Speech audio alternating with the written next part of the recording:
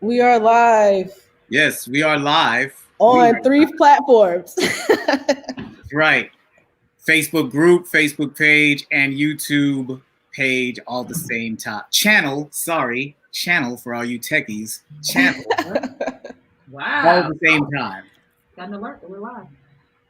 Oh, so this is a new platform that we're using with the Perrys. We usually do Zoom, but we're using StreamYard because we have a little bit more flexibility with it. Be able to interact with the audience a little bit better with the features on here. So we can like show people's comments and have the question as a banner ticker that goes across the screen for those who join. They can see what we're talking about. Oh, that's perfect. Nice. So, yes. How's it going? Great.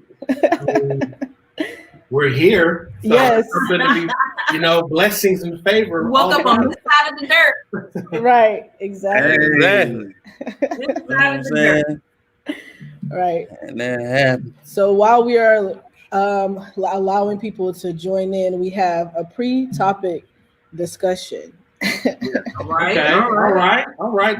So our pre-topic discussion is about Dr. Dre and giving his wife this $2 million spousal, whatever you want to call it. We have a picture here.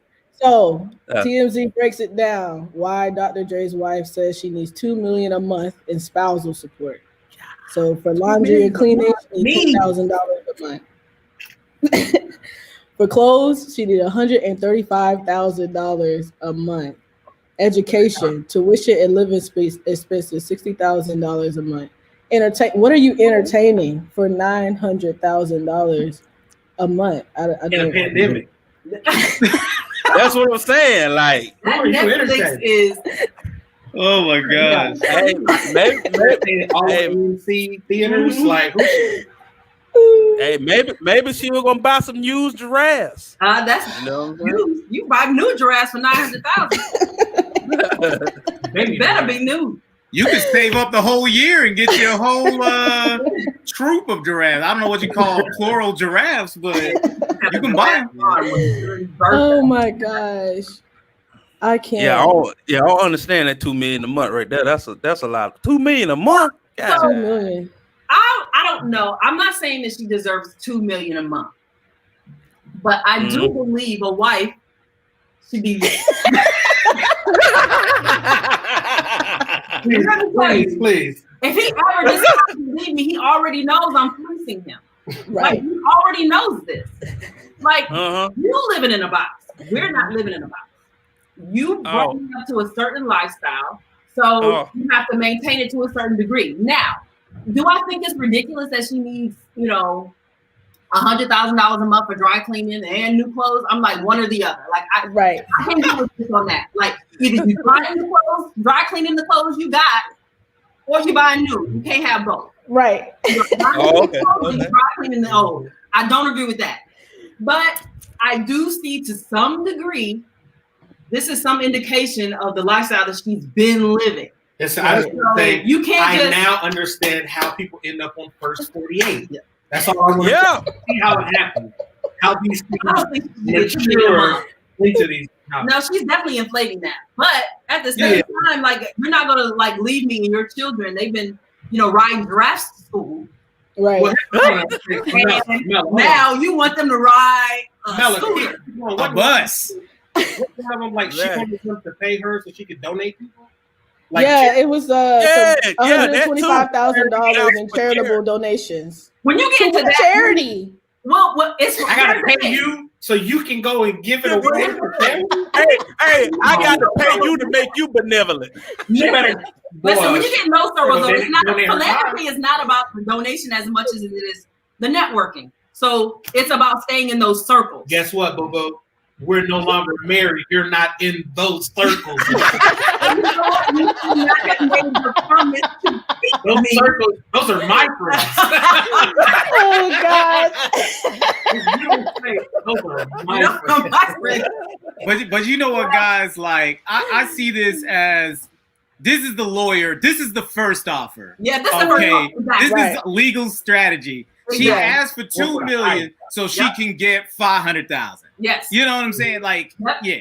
It's a negotiation. And I was one of the businesswomen that I look up to. She said in negotiations, what most people do is they always, when you go into a job, they say you let the prospective employer, give the first offer.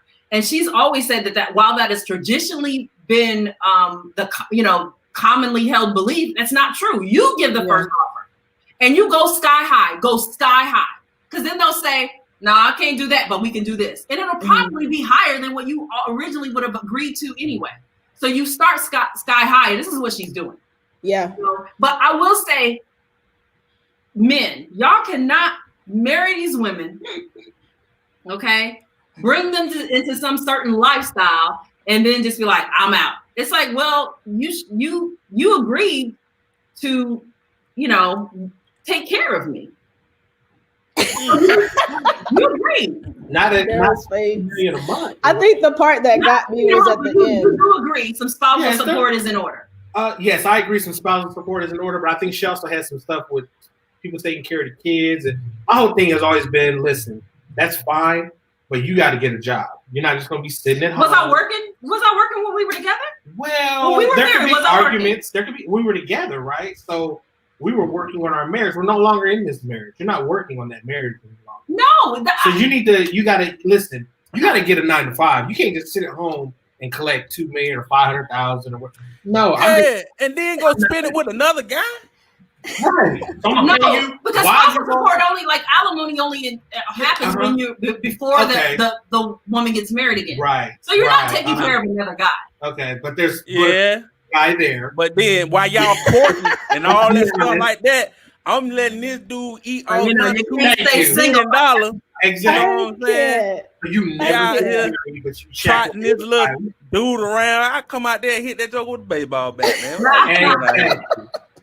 I stick my finger in that food at dinner. I be like, here, eating dinner. I just walk to the table, stick my food in there. I pay for this, man. Please stop. I can't. You know what I'm saying? And don't you be throwing no football, my son. Oh my gosh. Well, you should have stayed in the house. You so concerned about your son. You should have stayed your tail in the marriage then. You that concerned. I like how people like this. You're trying to get controlling now. You're so concerned about your kids because you don't want the mama to have nothing to take care of you. Hey, I give up. Playing football with the little Negro. Hey, you know what I'm saying? $2 million is a bit much. But $2 million is definitely, it's more than a bit much. That's come on. Yeah, it's a lie. I get $100,000 and the chick. But that's the thing. It's a month, not like a one-time payment. It's like $2 million a month. This is I think people be surprised. Like, there's some YouTube stars making $100,000 a month. $100,000 is not a lot of money for Dr. Dre's status. Hey, she got to re-humble herself in order to elevate.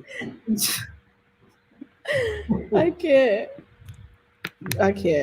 Oh, I gotta take it back. You know what I'm saying? Like, hey, I have to return you from which you came. You know what I'm saying? From which you came.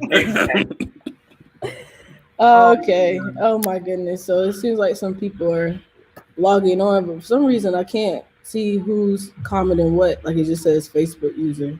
Well, because they have to go to the StreamYards thing and register. Oh. Hey man, it don't matter. Well, it doesn't matter. At least we can see what they say. But yes, we got some astounded people. Yeah, we got a crowd here. I think it's because of the Perrys. It's the Perrys. They brought all the people. But yeah, I mean, how much do you think? Like, like the divorce between the Bezos people. Ooh. Yeah. You know, how much do you think that has to do with it as far as like, I mean, she's the richest woman in the world now. Yeah. Basically off that divorce, so. Yeah. Well, I mean, when Robert Johnson, who owned BET, when he divorced his wife, she became like the first Black billionaire. Yeah. Wow. Yes, it is. Yeah, I mean, listen, The stakes is high. That's why I just don't understand how cheaper if you get it's cheaper. I'm like, that's a motivation. So hey man, where are you and your penis going?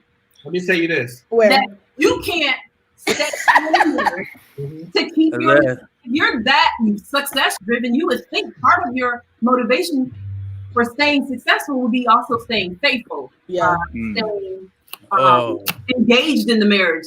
You know, just like, I'm sorry. You gotta be asking yourself, what's going on behind closed doors? Because one thing that my wife and I, we always have a tendency to go back and forth on. She has a tendency to be like, men. And I have to say, I mean, it takes two to tango. So, who say what's going on behind closed doors? We don't know. Right. Right. What do you think is going on behind closed doors? I'm just saying, we don't know. I want a divorce. Well, I mean, we're talking about that. Let's talk about what would drive a man to divorce. Mm-hmm. Especially a successful man. What would drive a man to divorce? Let's just think about that. So you want to say it's not the man. What would it take? I didn't say it's not the man. I said let's just not just assume. We don't know what's going on. We're just assuming you're implying it's always the man. What would it take a man to say I want a divorce? When the man files a divorce, what would it take you? For a man to say he's filing a divorce, typically you are. I mean, if it's not finances, obviously. The finances, right? Clearly, because you can give exactly. $2 million million, so it's definitely not the finances. What would it take? I literally want to know. Oh, gosh, it could be infidelity. How low can I go? It could be how is she treating him? Maybe she think about Bezos, right? Like I understand they're still friends or something to that. You know, this is apparently been real friendly for half your divorce. Yes. The way they're going, apparently on both sides. I think he may have already moved on. Yeah, but you have to ask yourself, what was going on in that marriage for him to say, you know what, it's worth giving her all of this and making her right. That's an irreconcilable difference. You want it out of that bad. No, you want that? You said, "Hey, give her $500 million." You know what I'm saying? All I'm saying is, it's like if they did a remix of Cardi B and them song, it'll be the opposite of that. Yeah, the opposite. It won't be what? It won't be what?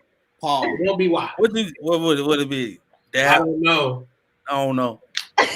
I mean, I don't know. I don't. That's a special kind of misery to say I cannot stay in this marriage, or is it that you really just want to be free? Yeah. Not that anything that the woman did. Like you're assuming that what would drive a man? It's like maybe you just want to be free. It could like you are like so constrained by the confines of marriage, and like I could be out here living my best life, getting all the WAP in the world, getting all the WAP, and I still got a lot of money. Same WAP, when I'm getting multiple WAP, okay, and I just want out, and it like I'm willing to pay. Oh yeah. Like that is also that's definitely an option. Like you're saying, like we don't know. Like I just don't see a woman that like. You don't see a woman that what? Like that. I don't know. We've sat around and talked about okay, we're not gonna. I'm not gonna be putting stuff out there. Okay. No celebrities, but celebrities would be like, how could she not? That's true. Man? It's a couple. Halle Berry can't keep a man. Halle Berry. I was saying Halle Berry cannot keep a man. I was just about to say I like Halle Berry cannot keep a man. Halle Berry. I don't even know what a man is. I know I'm gonna get flack because you can't keep a man, but I do understand that there are women out there that it is difficult. They make it very difficult. They make it very difficult to be, and the opposite end of that spectrum, I see women out there that's just like, you would take anything. Like, you make it easy for a man to just be out there doing this. So I guess ultimately we don't know people, right? That's why your relationship better be deeper than the WAP. It better be deeper than that. It better be deeper than that. Gotta be deeper than WAP. Right, that could be on a t-shirt. It could be going so many ways. Not to say that out loud, I was just like, no, that definitely goes so many wrong ways. Oh my God. I think it goes back to the integrity, though. I think it goes back to the integrity of the person. And I will say the man, because we're talking about mostly men who initiate the cheating. I think women do a lot of like retaliatory cheating, or like I'm resigned to cheating because I'm not getting attention or whatever. But I think a lot of it goes to the So it's always the man's fault. I think Dr. Dre might have got tired of looking at the Indian that played on the first Predator. You ever seen the first Predator? You know the Indian dude like, "I'm Major." She looked just like that dude. No, first of all, I'm not gonna agree with you. I'm never gonna disparage a woman's looks. I know you're not. Because no one talks about Dr. Dre he ain't fine. Hey, he's a woman. He stay beating on women. Who? So Dr. Dre? Ah, man, you know what I'm saying? Hey, you don't remember them beats by Dre? You don't remember them beats by Dre? You don't remember that? Long before I thought that the headphones was just. Dre been beating women since the early 80s. Wow. Hey, Dr. Dre. Early 80s. Yeah. I mean, he put out this. You can't deny that.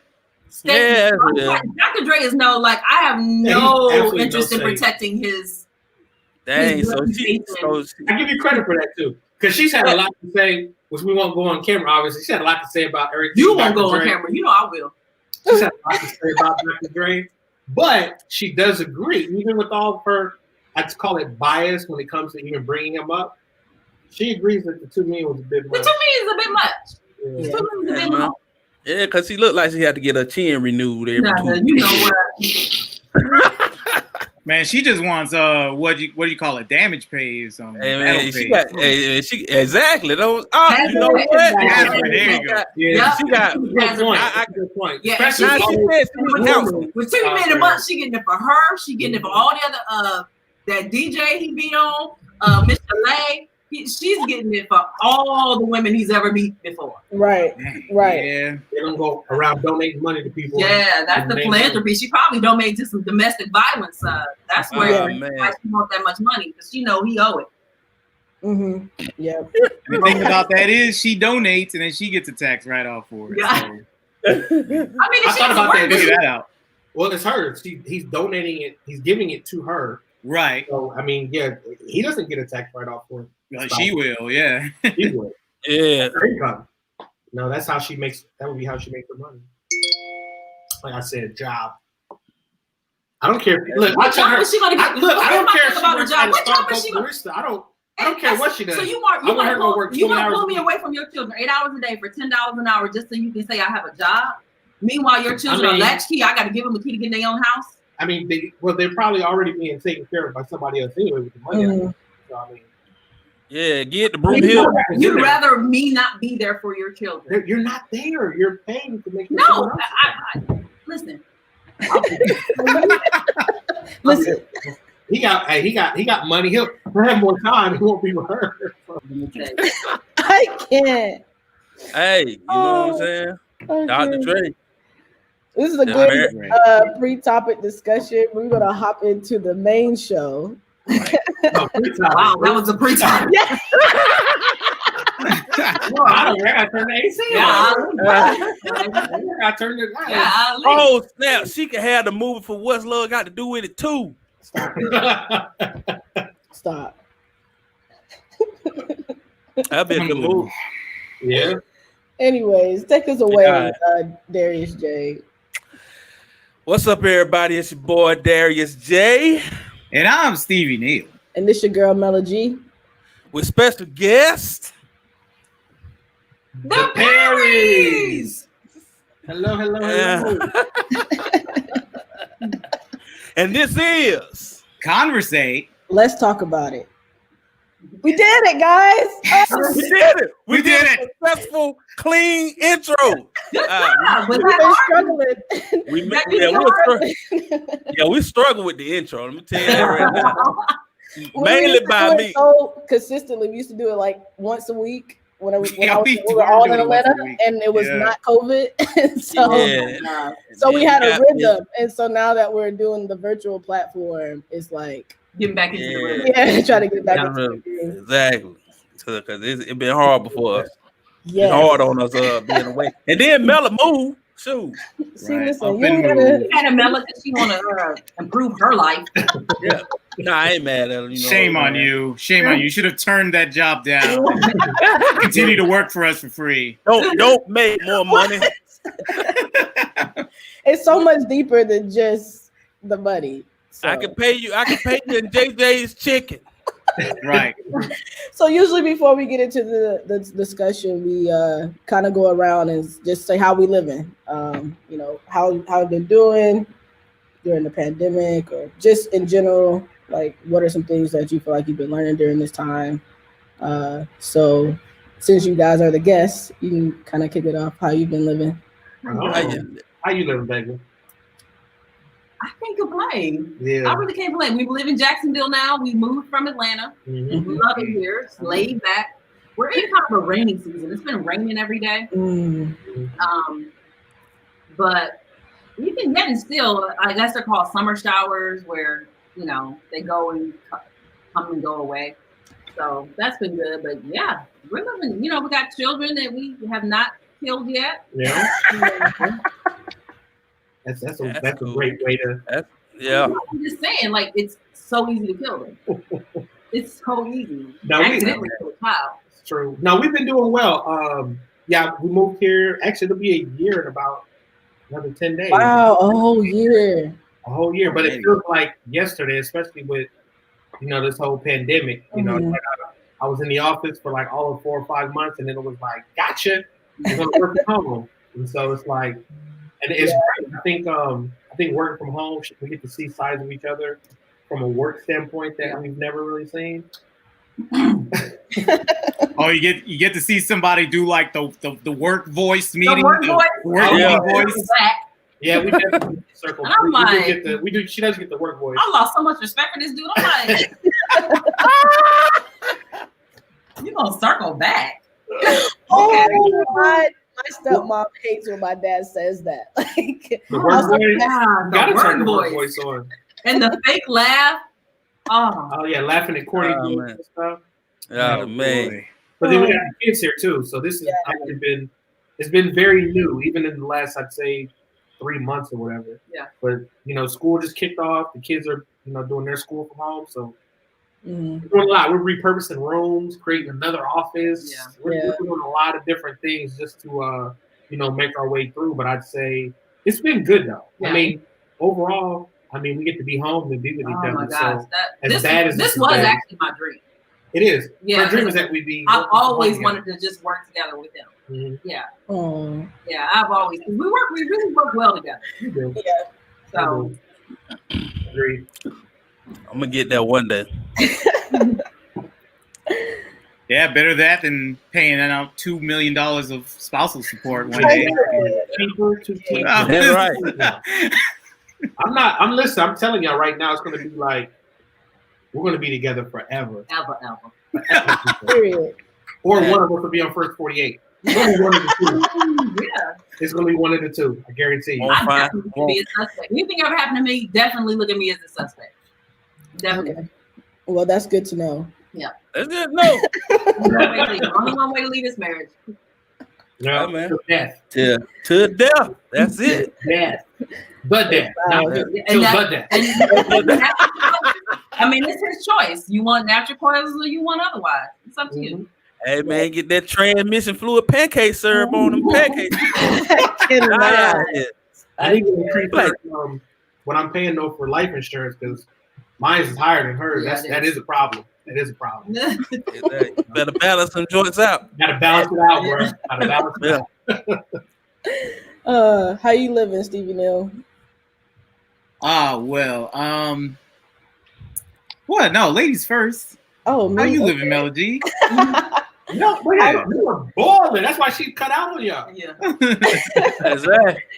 I feel like at this point in life, I need a personal assistant because I have too many things going on.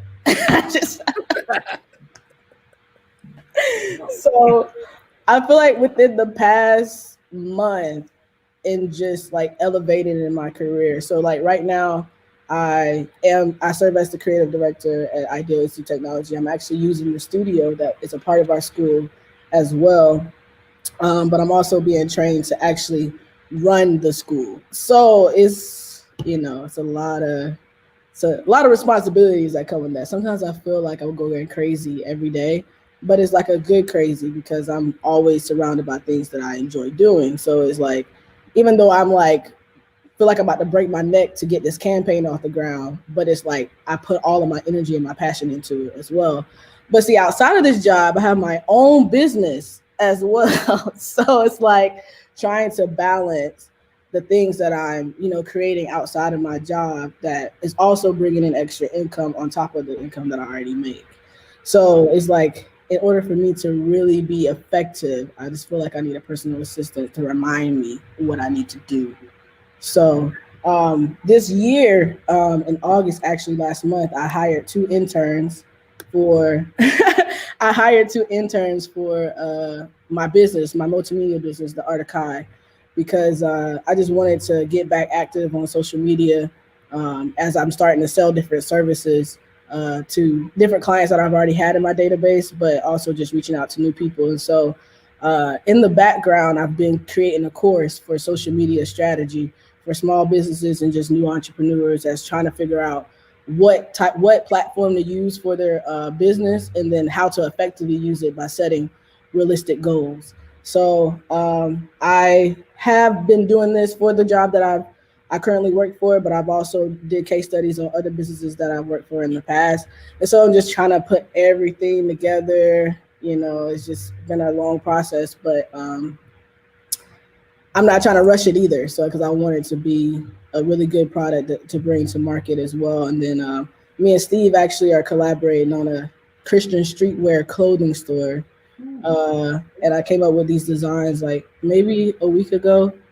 It was just like visions, and I was like, okay, I want to take my time with designing it. And Steve is an illustrator. So I was like, yeah, let's just go ahead and collaborate. And I'm all about, like, in this season, like, I just want everybody to win. So whatever I'm working on, if you have talents that can contribute to it to make it a success, then we all win. So that's been like the biggest things that I've been working on. But I do feel like there will be a personal assistant Indeed.com post very soon, because I feel like it's going to get out of hand at some point, and I will need some help with reminding me what I'm supposed to be doing, because I have so much going on. But yeah, but I'm grateful for the team that I do have at my job. So I am able to delegate tasks at my job to where I'm not overwhelmed to doing it by myself. I have a team here where I work, and then we also have a team in India. So it's like sometimes I'm up like late at night, because like their hours, they're like 9 hours ahead. So like I'm up at midnight communicating to them what they need to get done by the time we wake up the next day to get to the office. So yeah, that's how I've been living. I love it here. I love being with my family and my dad during this time. And I'm looking to be debt free by the end of this year. Man. And know what I'm talking about. I'm excited because 2021, I'm looking to move into my first house. That's the goal. All right. Mm-hmm. Know what I'm talking about. Okay. Yeah. I had no men's in there. You don't have to worry about that. You being a part of the family, we'll be looking for some parental support. So right. Maybe we'll reach out to you and try to get like 50,000 a year. Got it. Yeah. We'll talk about that later. Absolutely. We'll talk about it later. We'll talk about it later. Parental support. But we're really proud of you. Or you can just send them up to me. Hey, you know what? Keep the money. We'll send the kids. Yes. Thank you for signing yourself up. Hey man, how you live, Stevie Neal? All right. Well, it's been loaded ever since our last show. Mm-hmm. I actually didn't mention last show that it had been our spiritual birthday, me and my wife's spiritual birthday last month. Birthday. So yeah, it's 8 years. We came to study the Bible and be baptized 24 days before we got married. Oh wow. So yeah. So preparing for a marriage and a life of Christ at the same time. Wow. Was crazy.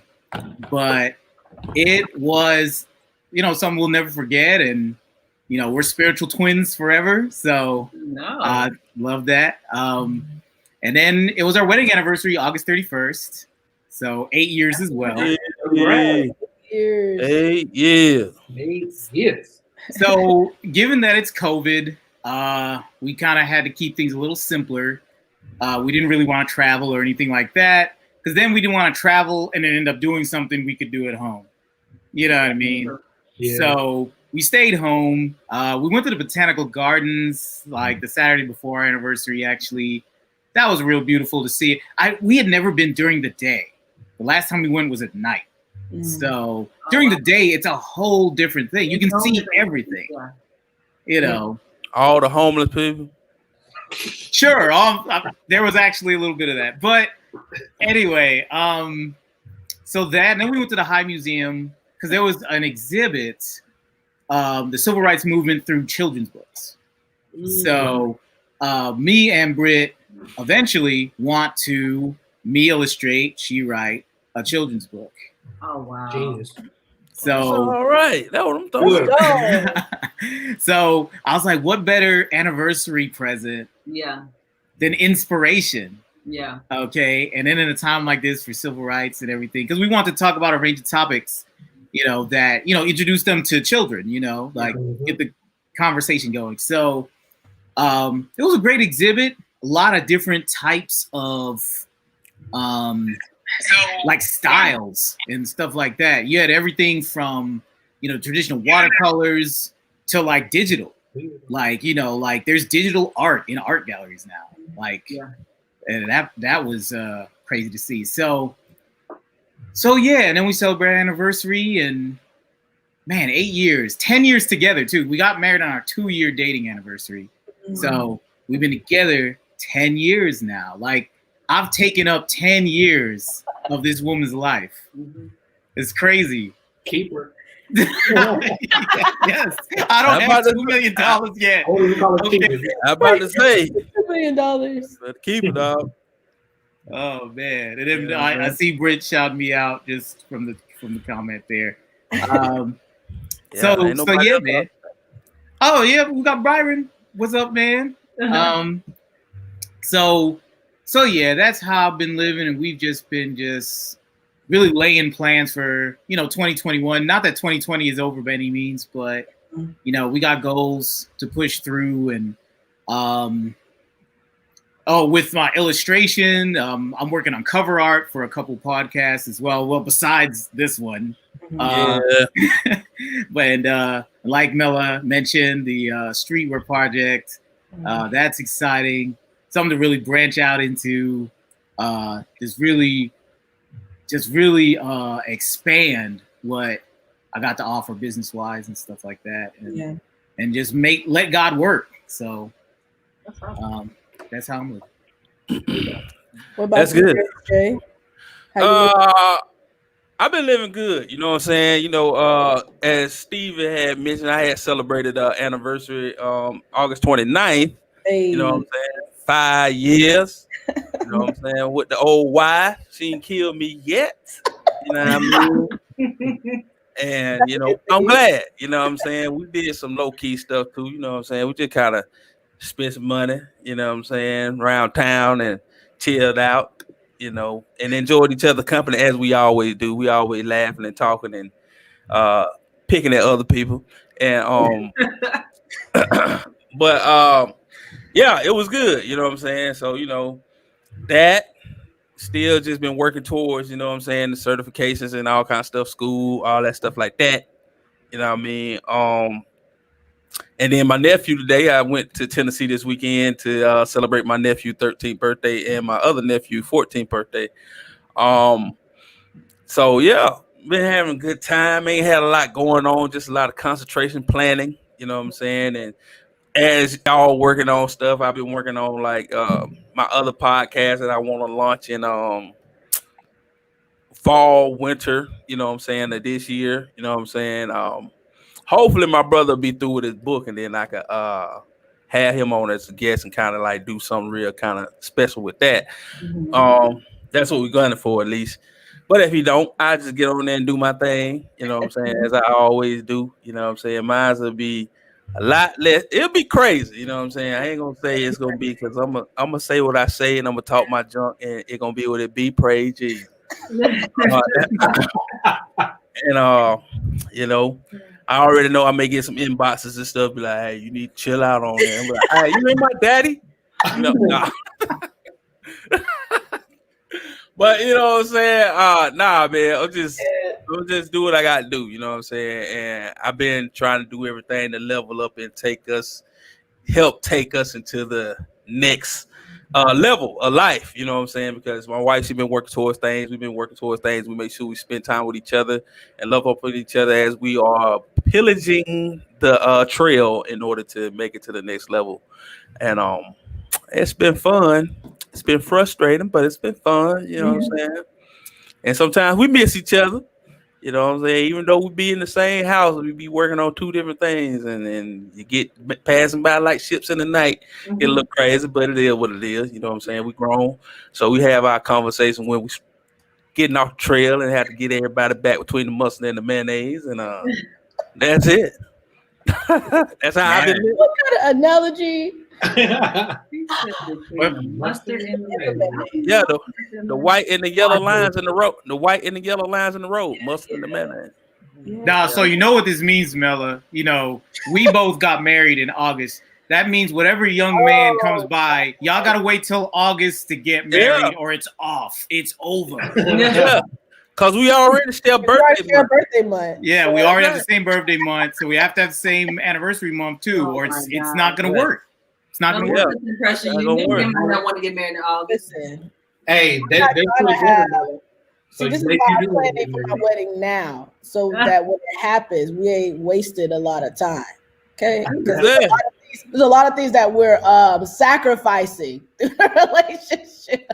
Hey man, you know what I'm saying? Like if you plan it right, you know what I'm saying, it can happen. I got a couple Chick-fil-A gift cards for you. I got some loopholes laying around, so y'all can all have a chicken sandwich apiece. Please stop. Anyways, thank you for sharing how you're living. Yes, indeed, do. So to kick off the discussion, in recent news, we have lost another soldier in the culture, Chadwick.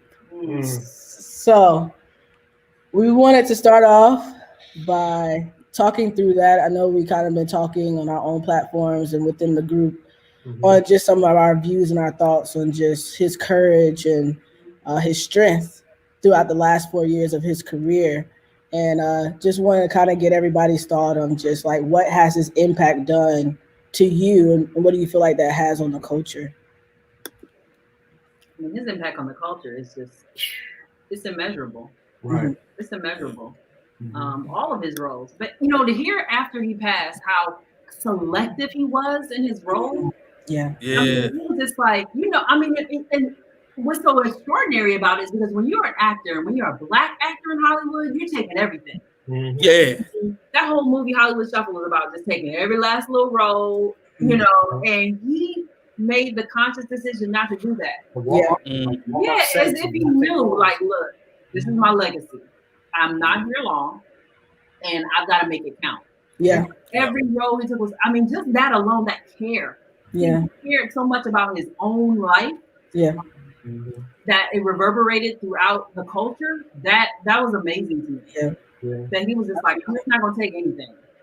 Like, and how Michael B. Jordan got an acting role because he turned down a role because of it was just crazy. It's just you don't know a person's impact until after they're gone sometimes. Right. For granted, these icons and these diamonds that are living amongst us. And I think we all knew like Chadwick Bozeman was, you know, this great guy and he played iconic roles. But you don't really realize the impact until after they leave. It's like, and that's how all great men are. It's like you, men and women, it's like you know how awesome they are when they're here, but then when you leave, you're like, wow. Yeah. Really? You really maximized the time they had here. They were conscious. Cognizant of every minute. And it seemed like he was that person. Yeah. So, absolutely. Yeah, I think It's a lot that stands out. I remember I was actually sitting on the couch playing the video game when she came in. She's like, "Have you heard?" And I'm like, "Oh man, what?" Like I could tell by her face. It's like, what are you doing? Like, what's going on? And I get on and I'm like, yeah. Like, there's so few of us in Hollywood. I know a lot of times people look at Hollywood. Well, when I say us, I'm talking about us. Oh, okay. I was like, sure. Yeah, I mean, Hollywood. I'm like, sorry. When I drink, so I would say, being able to see us represented on screen, on the big screen. Yeah. And I admired all the roles he's played, but of course we all know Black Panther. That was like a role that was iconic from the standpoint of in the Marvel universe.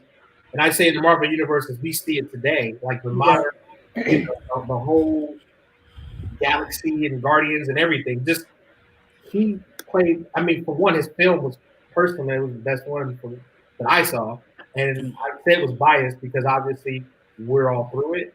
And I say we Black people, but he played the role like just little things, little nuances. Like, oh, I want to have this dialect. I want to have. So he's like, I'm going to practice it, and I'm going to stay in character when I'm out having a meal in between takes. And the care that he took, it's one of those things kind of what you shared. Like, it's almost like he always knew. And of course, we find out now when they're doing all this filming. He's like, I don't know how long I have. Yeah. I may have another 20 years, I only have another 4 years. Yeah. He didn't know, but the care that he took for each of the roles that he would play. Reading articles about how he would go to the spouses of like Jackie Robinson and ask for not only just their permission, but wanting to get their blessing for playing a role. Like that kind of care, you can't. The respect that's there is not about money. It was about the craft and about putting out work that would inspire people. You were talking about inspiration earlier, so it's like to be inspired. He put out work that inspired people.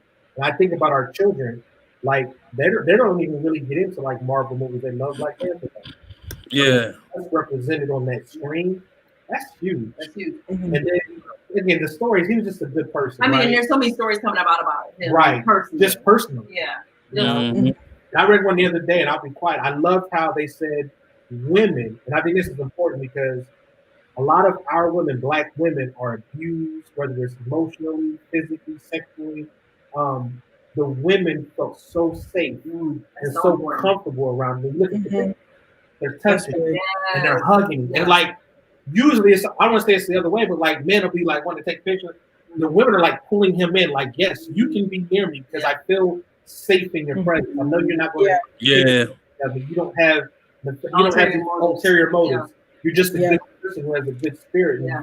To have that aura taken away from us. But that comes from just such a great sense of self-possession. Like you really have, and you don't have a lot of young people who have that sense of self-possession. Who are so self-possessed, they know exactly who they are. They're not driven by trends and what's popular and what's like. You have to know who you are to be able to possess that type of energy and you can give it away. Like that. Right. Yeah. That's deep. It was deep. It's a huge chasm. That's a hole. That's definitely a hole. I mean, yeah. Who else do we have that's coming behind Chadwick Bozeman that really has the acting chops? I mean, some would say Michael B. Jordan, have. Like, I think this will make people, our young actors, Black actors, take things more seriously. Really, work even harder at their craft. Even harder at their craft. Yeah, that's an inspiration. I think they'll be inspired. Yeah, and be like, Won't get no more Fantastic Four. The biggest thing I admire about Chadwick is just his strength through it all. Like, first of all, I didn't even know he was struggling with anything. Well, no. Yeah. Like his circle was that tight. Like nobody leaked anything to the press that he was dealing with this thing. Like he did it in a very quiet manner. I think now seeing those interviews, especially the one where he was talking about the kid who had the cancer in. He was waiting for Black Panther to come out, but he didn't make it in that time. And just to see the emotion attached to that, and now knowing that he was in that moment struggling himself, his heart for other people is just admirable. But then also too, like last night I watched Get On Up, and I was like, you had a lot of energy, like for that role. It's not like no. That wasn't no like relaxed role. Yeah. Like, that's a lot of energy. He played that role. Like, I thought it was James Brown for a minute. But I think for me, like, other than Kobe at the beginning of the year, like, this one for me, like, when I saw it, everything stopped. I couldn't, like, I was literally like, wow, we lost another one. Of course, like the conversation that everybody was having, but I think also too, I just was really like, man, like, this was inspiring for me. Like, I'm not an actor, but I think just as a Black woman, as a Black person, you know, it's like, how should I make my decisions in moving forward that's going to make the most impact? You know, when I leave here, I might not have that biggest platform where my name is going to be spread across, you know, the entire nation that I've died. But of course, the people that know me and in my circle, they're going to know. Like, even in that, like, what impact am I looking to make, you know, with my life? And now that I do have that opportunity as I'm still alive, like, how can I be very intentional in my decisions to really make an impact to those around me, like my immediate family and those who just look up to me that I don't even know. Yeah, absolutely. Yeah, because I know, like, for me, it's just like I listen to the things he say, like, a lot of things that he talked about. I was just like, man, he talked about in the end, just like making sure that he died empty. You know what I'm saying? Like, he utilized all his talents in this life, and to think that he did it, not necessarily at that time knowing that this would be the year that it was going to be ended, but knowing that he died a finished man. You know what I'm saying? Like, he died with everything literally left on the court of life. You know what I'm saying? It inspires me. It makes me want to go harder. It makes me want to achieve my goals. And just like Mella said, like, I may not have, like, nationwide or worldwide, you know what I'm saying, clout or whatever, you know what I'm saying, but at least in my family, my friends and stuff like that, I want to be able to extend myself to the point where they can say when I die that, hey, he gave the best to all of us. You know what I'm saying? Like, every time he was around, he didn't try to take advantage of people. He didn't try to, you know, just self-fulfill himself, but everything he was to give to the people in his presence. And I feel like that's exactly what, now that you hear everything in the stories that people say about him, you like, man, he was just truly a good guy that everybody came around. Right. Yeah. And he gifted himself for others to be able to be elevated. You know what I'm saying? And it was just like, it's so powerful, man. You just, when you think about it, you be like, man, like, to live a life like that, you know what I'm saying? You truly got to understand what being selfless is and being self-aware. Right. You know what I'm saying? Because the thing of it is, you ain't never heard of nobody taking advantage of him, because he knew who he was and he knew where he was at all times. And that's something that we have to all be, you know what I'm saying, mindful of, and pick up on the skills that man had to be able to be that powerful and be that present in the moments that he was in, because I think he utilized every moment of his life to be present. Right. Yeah. Yeah, man. And for me, like, this hit just because of, I mean, just Black Panther alone, just the representation that gave so many people, because when anything's a hit, right, you can't just pull in the fans. You pull in, like, everybody who wouldn't otherwise be into this movie. And that's what Black Panther did for the culture at large. It pulled a lot of people into this MCU. Like, I just remember, you know, you were there, Darius, where we saw Black Panther at North DeKalb Mall. So this was like super local to the culture, if you know what I mean. We thought we walked into Africa. Sure. Yeah, so I gotta wore something. Exactly. You almost felt like you should have dressed up in a costume or something. But just the warmth that was in that theater. You don't get this in a theater full of people very often. Yeah. Where, I mean, people are like cheering on everybody that came on time. Like, everybody before the previews, they were like applauding them as they were coming in. somebody had a birthday, so they sang like happy birthday to like 2 or 3 people, the whole theater. Yeah. You know what? And that's why black theater is so important. You know, it's black movies are important. They're important for that same reason. Because I remember we went to, not to get off topic, but we went to Spike Lee had a showing of School Days at the Fox, and it was like the biggest party. It was the funnest time I ever had in the movies. And I was like, this is what this movie does for the culture. It's an experience. We were singing the same songs, doing the same dance moves, you know, anticipating the same part in the movie. Yeah. And that's why black movies are so important. That's why Black Panther was so important. Yeah. I mean, to see all of us on that screen, we had something to be proud of. We weren't playing a slave. You know, we were playing royalty. Who we really were. Yeah. Everybody showed up. Hey, it looked like Coming to America, baby. I know we dressed up. Oh wow, yeah. We call it dress up, but really we were just wearing traditional right. But yeah. And so I remember that, and just I saw Black Panther 4 times. Yeah. Now I've seen like movies over and over again as like somebody works in the movie theater, used to get them for free for like 10 years. It takes a lot for me to see a movie 4 times in one weekend. Yeah. But it was just like people I just had to keep taking. My big brother wanted to see it. We were seeing it with friends, like I mentioned before. Like Ed and Tasha had like some kind of birthday celebration where they invited everybody. They bought the theater out, so we went to see it again. Right. But and I saw it one other time too. So I mean, that was just incredible to see. Like Kobe's death only hit more because it felt generational. Yeah. Because it was like, you know, my generation as a basketball fan, you know, had like wrapped up in this helicopter crash. You know what I mean? Almost. It was crazy. Like that was my first year watching the NBA, was his rookie year. So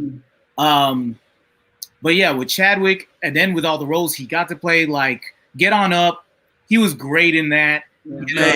You know, I love that movie, man.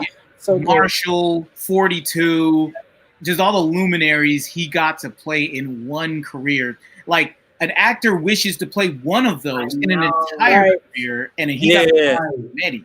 Right. So, man, he will be missed, man. Yeah, he would have been a legend, man. Around, he was a legend because I was like, when he played Get On Up, like, you know, coming from around Augusta, Georgia, you know what I'm saying? James Brown was Jesus Christ to us. You know? So, you know what I mean? To see, and I went to see that on my birthday, and just to see that he played it so well, I was just like, that dude, just like James Brown, like he had that mannerism down and everything. Because my homeboy mom used to do James Brown hair, so I was just like, dang, he really acting like that dude. He almost acting to the point where I was just like, dang, he is James Brown. Right. So that was his like biggest move for me. Like I like that and Black Panthers. And I was just like, dang, man, he did so good on that joint. He represented. He definitely did. You talk about Kobe's death. Kobe's death definitely had a that would hurt me. But I feel like his death was more. It was less focused on why we felt so sad. Like Chadwick was so sad because it was like a loss to the culture. Right. Yeah. Kobe's still a loss to the culture, but my feelings about his death was like I just felt immensely sad in the way that it happened. And who he left behind. Right. I saw myself in a Vanessa, like, oh my gosh, can you imagine meeting the love of your life, having all of his babies, and then losing him in a helicopter along with your daughter? With your daughter. Yeah. It's like that death to me, that was just a gut punch, just because it was just like that happened.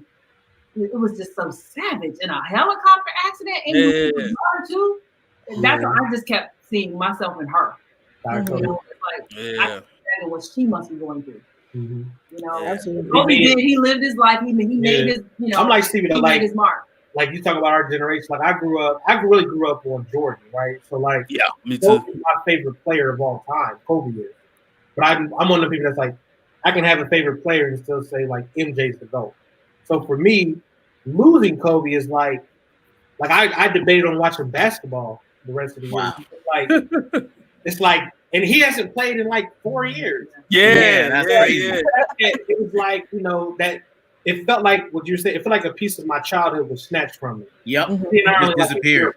We're like a year apart. So it's like I watched this man come into the NBA, and she's coming into the NBA. I'm literally going to my senior year in high school. Like, I watched his whole career. I'm a Laker fan, so that whole thing was just like.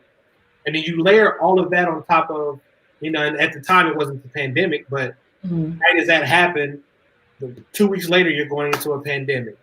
Then, you know, this year's just been rough. You know, John. Oh goodness, yes. So it's like I just feel like this year, I'm like you were saying, you're planning for 2021. I'm with you. I'm like 2021. Come on, please, and be better. I'm gonna ball out, or I'm gonna become the Punisher.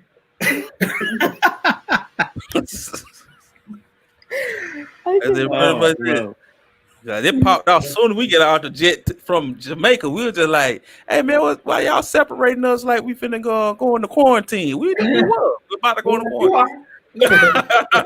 Don't you worry, you are.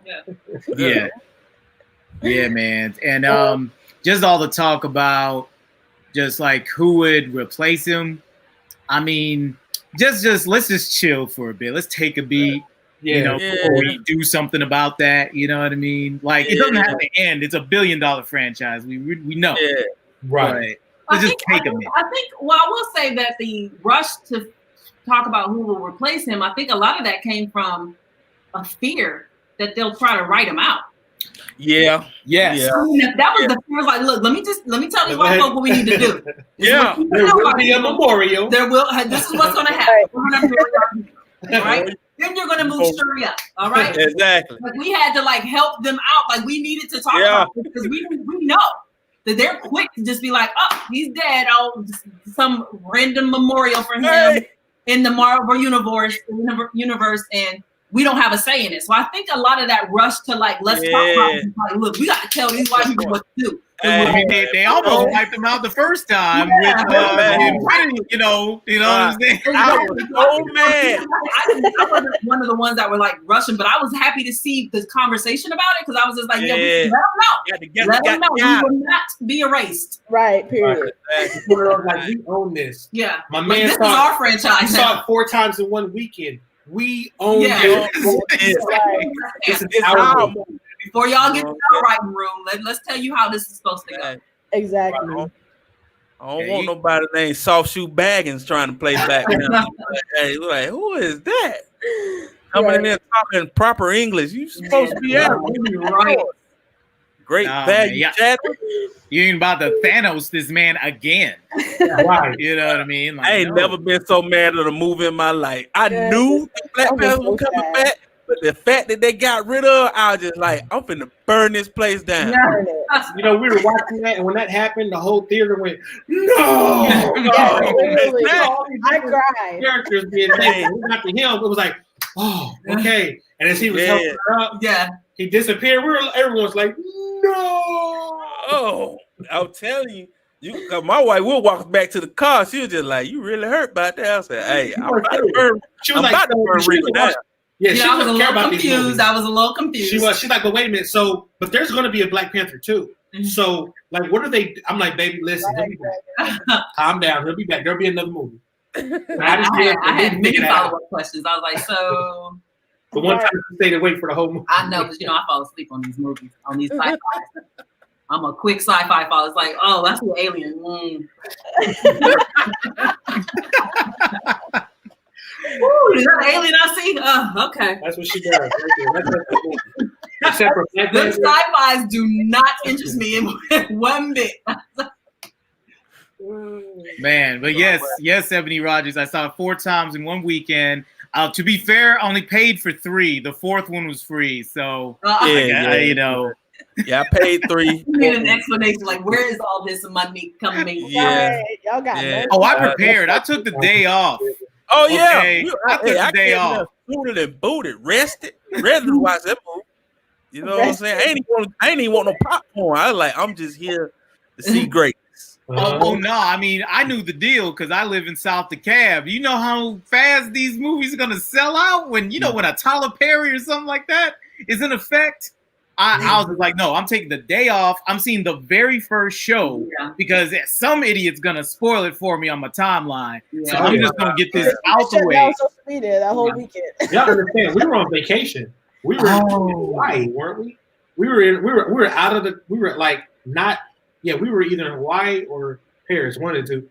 I was online when them tickets came out, trying to get I couldn't get the theater that we wanted, that we always go to, was already sold out. No, that's what it was. They were having problems because it got flooded when everybody tried to it crashed. It crashed. We had to go and watch it at Regal. I think normally go AMC. Yeah. AMC crashed. Got on Regal. I was like, they got it on Regal. She's like, well, we're going to Regal. Like, we're not going to our favorite theater. Book those tickets. Why are we still talking? Why are we still talking? What are you doing? Why are you talking? It's like 12 at night. I'm like, on vacation. Stressed. On vacation. We're not taking the car. Every time we go on a vacation, we got a fantasy football draft. It's a ticket that's coming out. Or it's always something when we go on vacation. He's got his computer up, logging on to something. And I'm just like, what is going on now? Draft. I'm like, didn't you just have a draft? Oh, this is for my pay leave. The draft's always around her birthday, Labor Day. That's the Labor Day. It's good. That's what's going to happen. Every year, on her birthday. Every time to get it in then. And she has to travel for her birthday. My worst thing is I had a fantasy draft during a Disney trip. Like in the middle of walking around the parks. Oh, well, Disney trip. You stay true and walk around the park. Cheaper. Yeah, exactly. So, but you know what? I mean, I won that league anyway. So, yeah. Let's go, man. What I won't do is talk about fantasy football right now. All right. Well, it's a good thing. All right, Mella. It's a good thing that Steve brought up Tyler Perry as an example, because that's our next topic of discussion here. Yeah. So, Darius posted a tweet by Charles of Tyler Perry saying something in regards to marriage. So we're just gonna talk about Tyler Perry married? He's not. That's number one. He's not married. He's been dating the same girlfriend since 2009, apparently. But that's a whole other conversation. But Tyler Perry said, before you marry someone, you need to see them in all 4 seasons.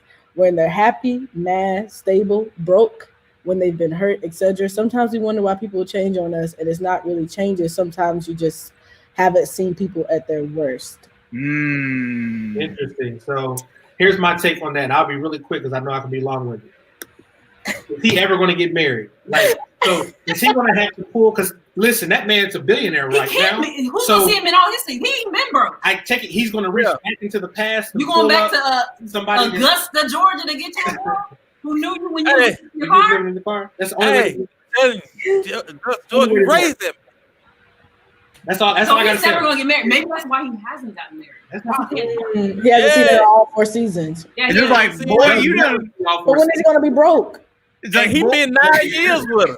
And he been 9 years waiting on them seasons. I was about to say, boy, you done put her through 40 seasons. My thing is, I guess she's just sitting there like, that should be like message.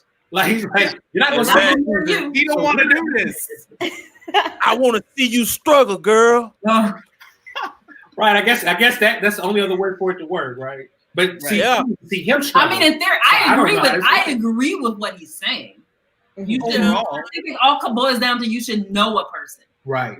I also know that there are times when that's not possible. It's not possible to see, someone in all those seasons. Because maybe you didn't meet them. They weren't broke when you met them. Mm-hmm. I think the very important thing is, I don't know if broke is the thing, but you need to see them, how they deal with, you need to know how they deal with finances. Yeah. You need to know their attitude about money. Yeah.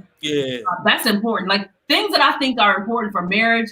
Like I did not know. Break it down. Like I did not know that you need to know their work ethic, not whether they have a job, but what's their work ethic? Mm-hmm. Like how hard do they work? Do they believe in hard work? A lot of people just don't believe in hard work. I'm one of those people who don't believe in keeping one career. Like every 3 years I change careers. Like every 3, seriously, I just get bored. And if that was something, the stability in my job was something that was important to him, we would not work. Mm-hmm. Fair.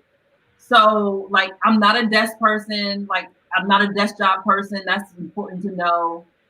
Like, sorry, I'm laughing because she had this thing come up the other day, and she was just like, I had to sit at this desk. I was sitting at my desk doing what I do every day at a desk I'm like, job, this is torture. and I'm looking at her just stressed. I'm like, I'm just not built for this. I'm not built. This isn't working, and she's used to like talking to people, and her job that day wasn't to talk. I mean, it's just not always, but I do think you should spend time with the person, like spending time, like real quality time with the person. And I don't know that the dating models like allow you to spend really good quality time with the person. Mm-hmm. I agree with what most of what he said. No, I get what I guess I get where the sentiment or where he's coming from. I do think it goes back to what you said. You're not going to really get. You're not going to. I'll be honest with you. I don't care who you marry. You're not going to see everything about them until you are in that marriage and you see them every single day until you go through some adversity where you find yourself in a predicament where it's like, guess what? You can't just storm out mad and disappear. Like, you have to resolve it. There's going to be the arguments. There's going to be the debates. There's going to be the fun times. There's going to be the rough times. But you have to navigate through it together. And that's the risk. And that's called jumping the broom. Right. You know what I'm saying? We call it hop the mop.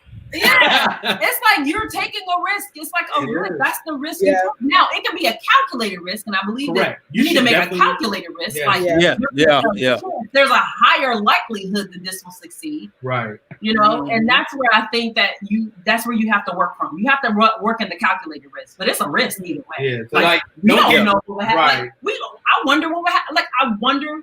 We have so many hypotheticals and we talk about what would happen if I did this. We all day long we're like, if I did this, what would you do? Like, cause I don't know. Right. I don't know what he gonna do. First 40 days. You just now I know there's some things I will definitely kill you if you do exactly. That. Like, you need to know that. Mm-hmm. Don't do that. Don't do that. But like you really don't know. Yeah. I think that's where that's where your faith comes into play. You don't know, and you need to really go to prayer with that. But you also have to my wife's point, have good discernment. Like that it can be a calculated risk. Like sis, if he's beating you right now, you don't need to make that. It's not a calculated risk. Like, it's like, you know what? Let's cut this off and go another way. Yeah. Or if there's something going on, cut it. Like if you just know, like, okay, this is a line I refuse to cross. Like, we're just for work. Yeah, you got to have your non-negotiables. Like, this is what I'm not going to stand. I don't think it has to be this whole 4 seasons piece. Like, there's just you're not going to have all them seasons because what you think is a storm, you're like, oh, you know what? I saw her at her worst. Nah, bro. No, it can get worse. It can get worse. You better be ready. You better be ready to work through it, bro. You speaking like a man, like from his yeah, I was deeping you. It can get worse. You got deeper. Hell no. So, or, you know what I'm saying? It's like, or it's not as bad. Like people, I remember people prepped us. They did. Oh, marriage is so it's worse. It was rough. It's rough. If you can get through the first 3 years, then it was the plateaus. Oh my goodness. Yeah. All these people warn you, like, what? When we keep waiting, when is this gonna happen? Like, we hit like 4 or 5 and we were scared. We're like, okay. Yeah, that's what they say. Like the 5th year, you're just like, like he's still my best buddy. Like, I'm like, we haven't had this blow up. We're supposed to have year 3. Yeah. So like, what are you doing wrong? Yeah. You could have done something upset me already. Right. So what you want to fight? What we gotta do? Figure it out. It's maddening. Everyone wants to project their badness on you. Now, you didn't marry who you were supposed to marry. So now you want to warn me about how hard marriage is. It's like, no, you should have chose better. Yeah, you did. You messed up. You knew better, Dr. Dre. But I'm going to tell you this. You marry your best friend, no matter what happens, y'all going to be okay. Yeah. You marry somebody who, like, we talk about this all the time. We talk about this all the time. If something happens tomorrow and we break up, we still going to be cool as gang. Mm-hmm. We're gonna be cool as gang. I'm gonna tell you, I'm gonna be trying to flirt with him when I drop the kids off at the Walmart parking lot.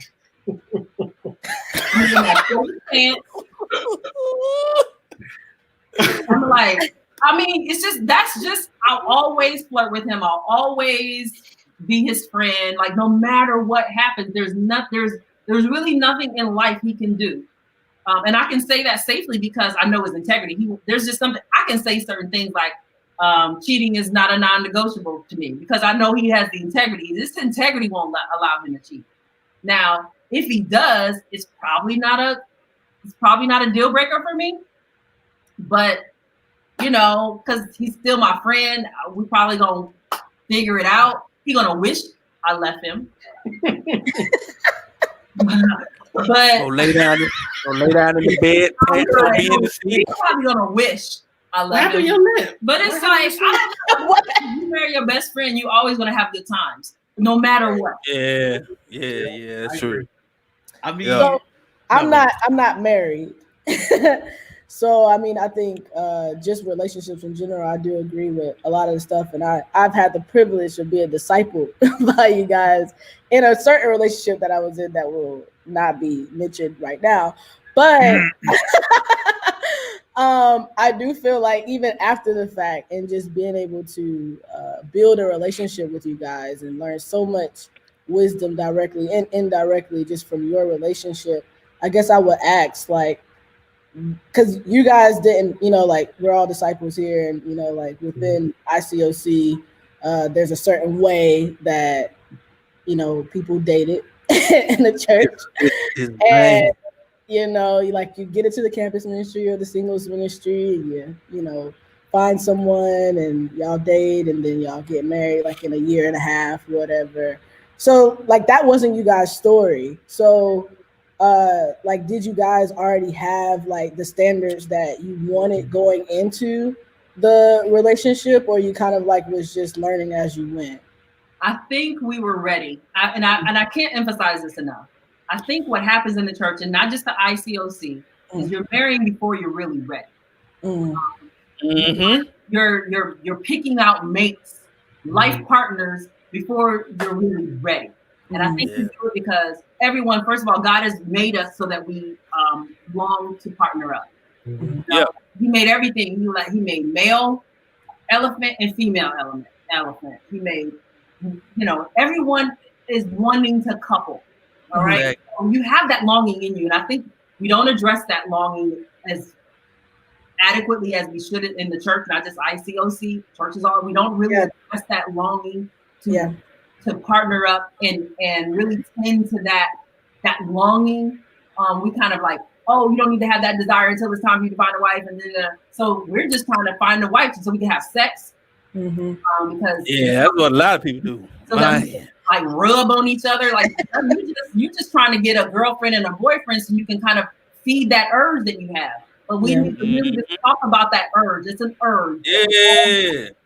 I think we were ready. We were ready. We were older. I was 33 when I got married. I was 32 when I met him. Right? So I had gone through my share of relationships, my heartbreak. I was not a virgin. I had kissed someone before. Like I had all these life experiences to draw from. That disciples need to go out there and have all these life experiences. But there is something to be said. I'll say there is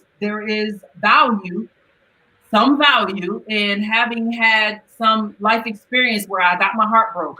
I've been cheated on before. I've been, I've had all these love experiences that when I met him, I recognized, when I met him and got to know him, I recognized a word of rarity, what we had was a rarity. And I think in the ICOC, we get, the women get spoiled because y'all doing these encouragement dates, and you got somebody that's always treating you well. And that's great. That is awesome. Yeah. You're being treated well, and you are constantly being groomed for marriage and relationships, but not necessarily really fleshing out your singlehood. So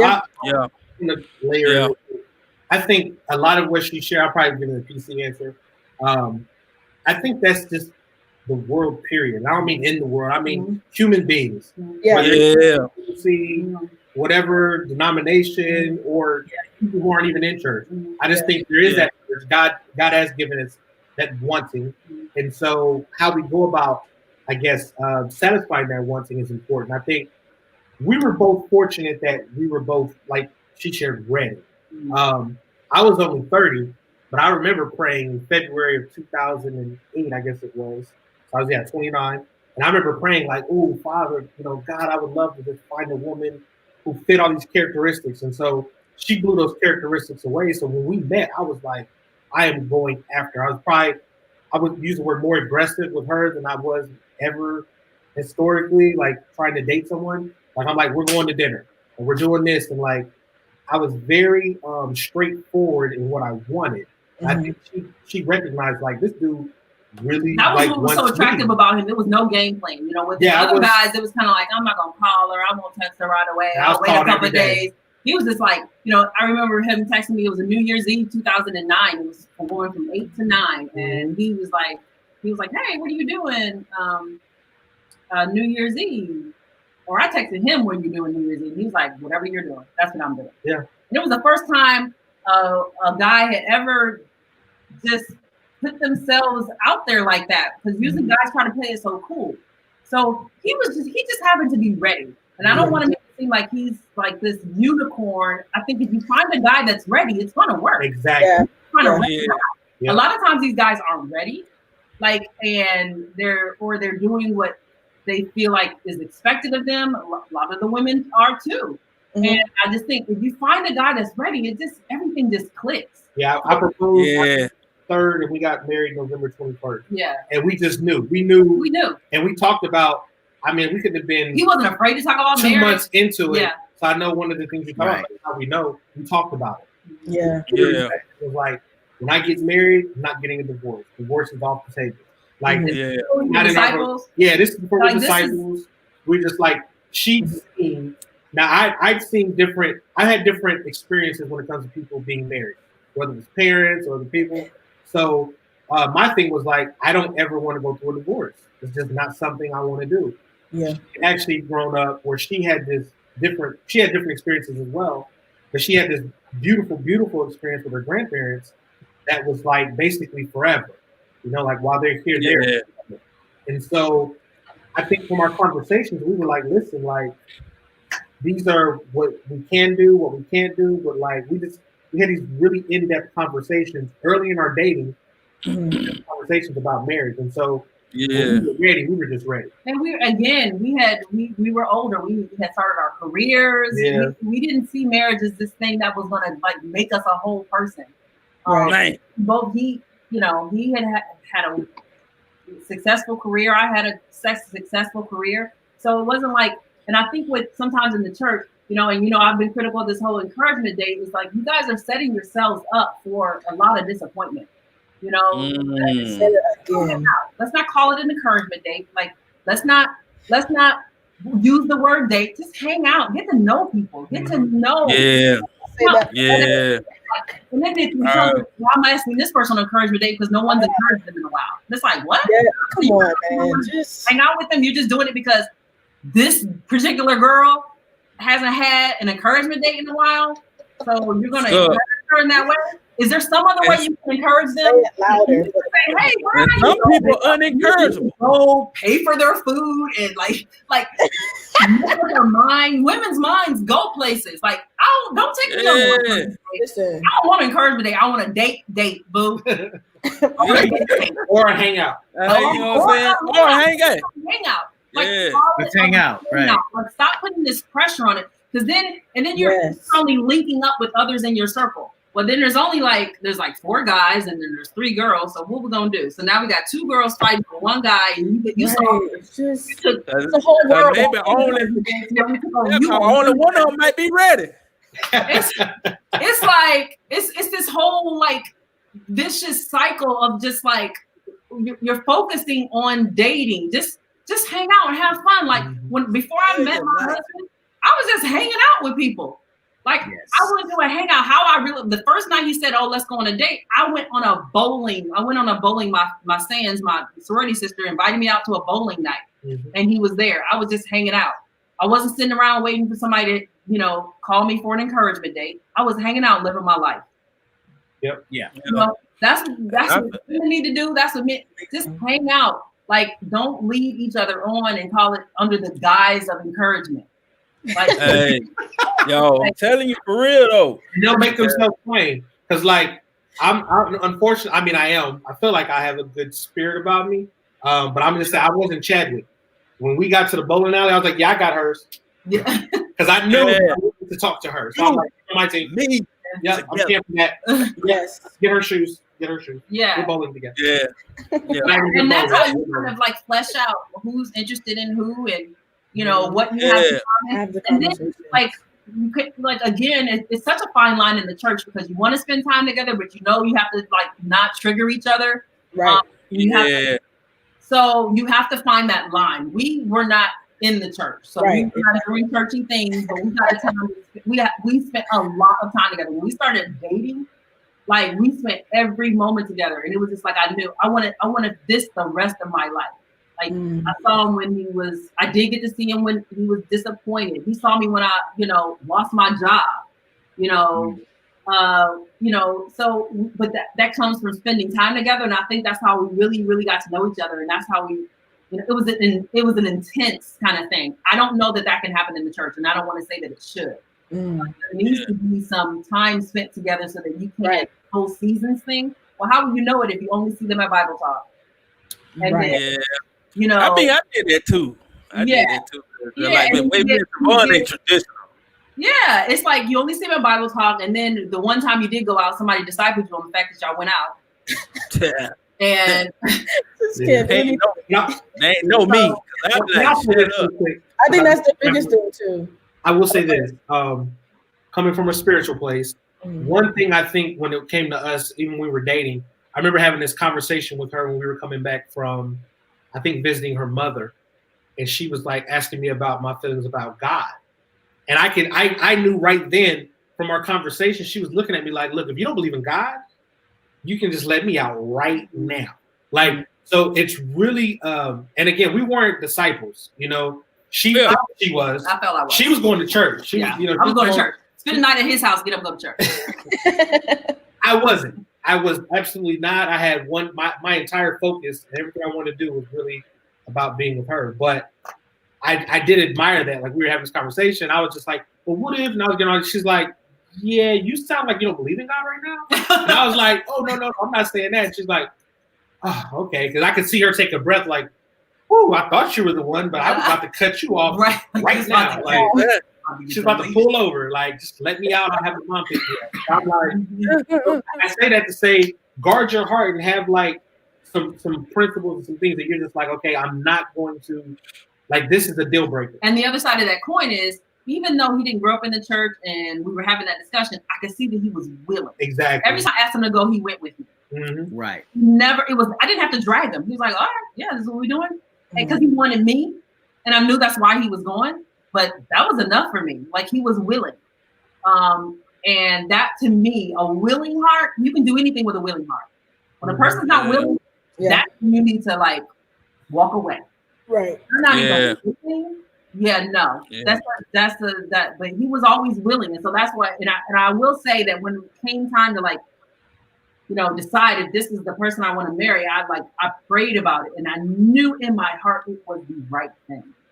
It was the right thing. Even though he wasn't going to church, and I thought I was a Christian, but I really wasn't. I knew it was the right thing. You got to know that you know you. There's nothing unsure about it. There's just nothing unsure about it. And I think, somebody asked what ready looks like, and you'll know when a man is ready. A man who's ready makes his intentions known. Mm-hmm. You don't have to goat him into anything. You don't have to trick him anything. His intentions. Yeah. When he's ready to play his game, he sets up his chip bowl. He gets the remote out. He, turns everybody, listen, y'all kids go in there. They're going to be playing 2K. Like, he's ready to do the thing. When a man is ready to do the things he wants to do, he has no excuse. There is no stopping him. Exactly. You know what I'm saying? Does he really like me? And where are we really going? Yeah, that's a conversation of what are we? Hey, he's not ready. We never had that Fleece Johnson on. What are we? I remember telling him, I remember him asking me, like, so you my girl? And I'm just like, yeah, but I don't really want to put it on Facebook. This is 2008 when Facebook was really new. He was into Facebook, always has been. I didn't get on Facebook until like late 2008. And I was afraid he was gonna like put it on Facebook that we were together, and I wasn't ready for that. And he was like, cool, we ain't got to put it on Facebook or nothing, just, that's fine. Long as we know. Yeah, long as we know. We got to put on Facebook. We still argue about our first date. Yeah, I know. Yeah. So, man, me and Savon do the same thing because I still don't know when we first went on our real date. I asked if you wanted to come, like that's not a date. Like he was like, well, I paid for it, so it was our date. So it's like wow, that's kind of like a Chinese finger trap. It's like she asked, but you paid. So you have to question a man's intentions. If you're like wondering, if you have to consult with your girlfriends whether he likes you, if he's really into you. Yeah, that's ridiculous. That's how you know. If you don't know, you don't know. Call quorum to see if the man that you've been dating and talking to is really into you. That's how you know he's not into you. Hey man, that's when you look girls square in the face. Cause I just like, hey, I'm gonna be your biggest stalker, girl. What's up? Yeah, exactly. You know what I mean? Exactly. What's happening? You know what I'm saying? I siphoned it all from the flop. You know what I'm saying? I just like I seen the flop. I'm like, hey, after D group, you want to go see a movie? Exactly. After D group. Okay. You know what I'm saying? And that's I mean, because I just wouldn't know. Exactly. I went into no group stuff. I just like, I'm a grown man. Because it's like, when I got baptized, I was 29 years old. I'm like, man, I'm grown. And some of the people. And that's Darius, you really bring up a good point. Like, there's a level of maturity. Yes. When you become a disciple later than earlier. It's like, I kind of know what I've been through and I kind of know like what I want. Whereas the church has a lot of young disciples a lot of times get in these bad relationships because, you're young. You probably forced it. Like you wanted to be what you saw. You saw the Perrys and you're like, I want that. And he seemed like he was gonna give me that. So let's just go for it. He's in my D group and we've been on 3 encouragement dates. And he put a sign together. We went to what's that park? Piedmont Park. Piedmont Park. Yeah. It's kind of on the sidewalk. Some of y'all mean like this originality. You can take everybody to Piedmont Park and ask them, okay? We're going to Piedmont Park. No, we don't you dare ask me to go to Piedmont Park and hold up. Man, that's one thing I wouldn't do. No, I wouldn't do that. I was just like, hey. Everything happening the same way in the church. That's when you got to step back and go, wait a minute. How I ain't doing that. Exactly. I say you just got to have that, not just that patience, but that stick-to-itiveness. You got to be like, all right, you know what? Especially for younger disciples, I'll say this for younger disciples, because she's right. We'd already been through relationships and all kinds of stuff. So it's like, we knew what we wanted. But like when you're younger, and it's not it's just when you're younger, you just haven't had those experiences in life. So understand like marriage, let's say you get married and you got like that might be your soulmate. You guys have to work through you gotta do the work. You gotta do the work. You gotta do the work. It's like, oh, this is actual work. Like we're not always this happy in this No. It's a labor of love. It's a labor of love, but it is, it's work. So you gotta be willing to work. Yep. And so I know, like again, experiences, we know the grass isn't greener. So I think that's kind of where we have like, I already know there's nothing out there. I've been out there. Like that. You're right. Because I think for men and women, we're thinking, could the next one be better? Yeah. And it's like, this is it. I'm good. That's it. I'm out. I'm not doing this again. You know what I'm saying? I know God don't operate with me like that. He give me one try. He be like, I gave you the best I had. Yeah. And then you know what I'm saying? And he be like, and that's what helps keep the marriage faithful, because I'm like, he's not gonna step out because he knows, first of all, he knows the grass isn't greener. He knows that this temporary whatever he might get from cheating on me is just not worth throwing away. That 20%. Yeah. Tacoma Perry. Exactly. That's very true. You're not gonna get 100% of everything you want. You're not. Yeah. I'm trying to tell you. Stop. I know my wife already. She's gonna say something crazy. She's gonna say something crazy. I want to hear crazy. That's what I'm here for. I want to hear crazy. Y'all had about 5 crazy things already. Okay. Yeah, man. I've been in pain.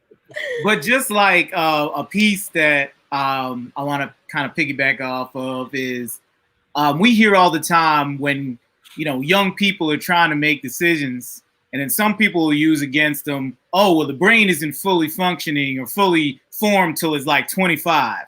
But then we want to draft these young kids into getting married as soon as possible, within the culture of the church.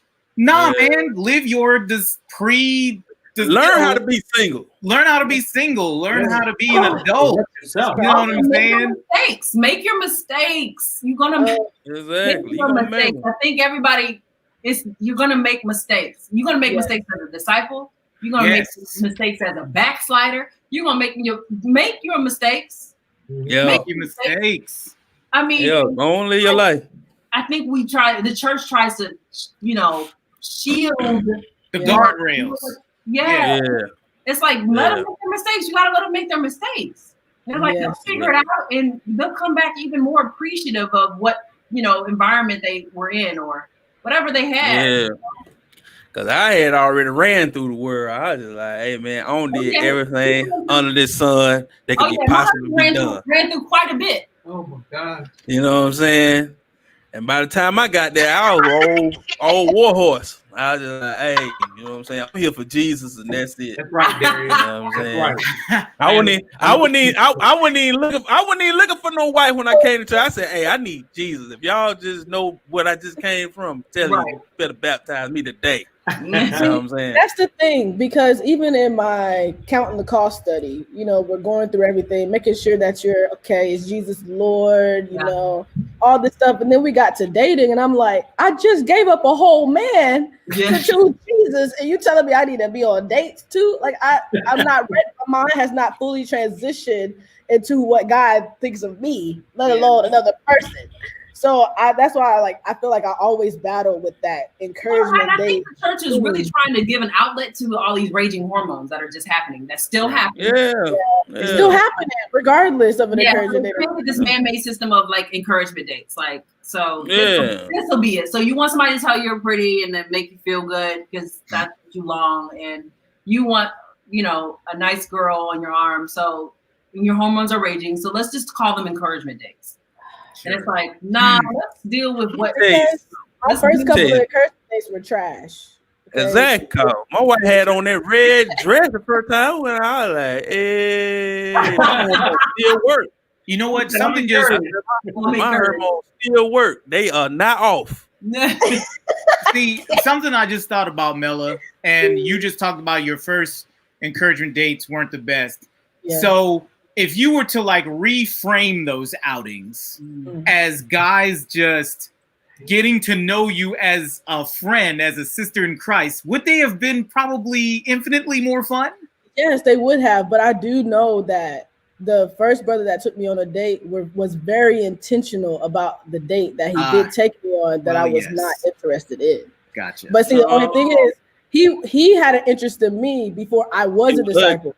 When I became a disciple, he was the first person to take me on a date. And he had a net right outside the water for you.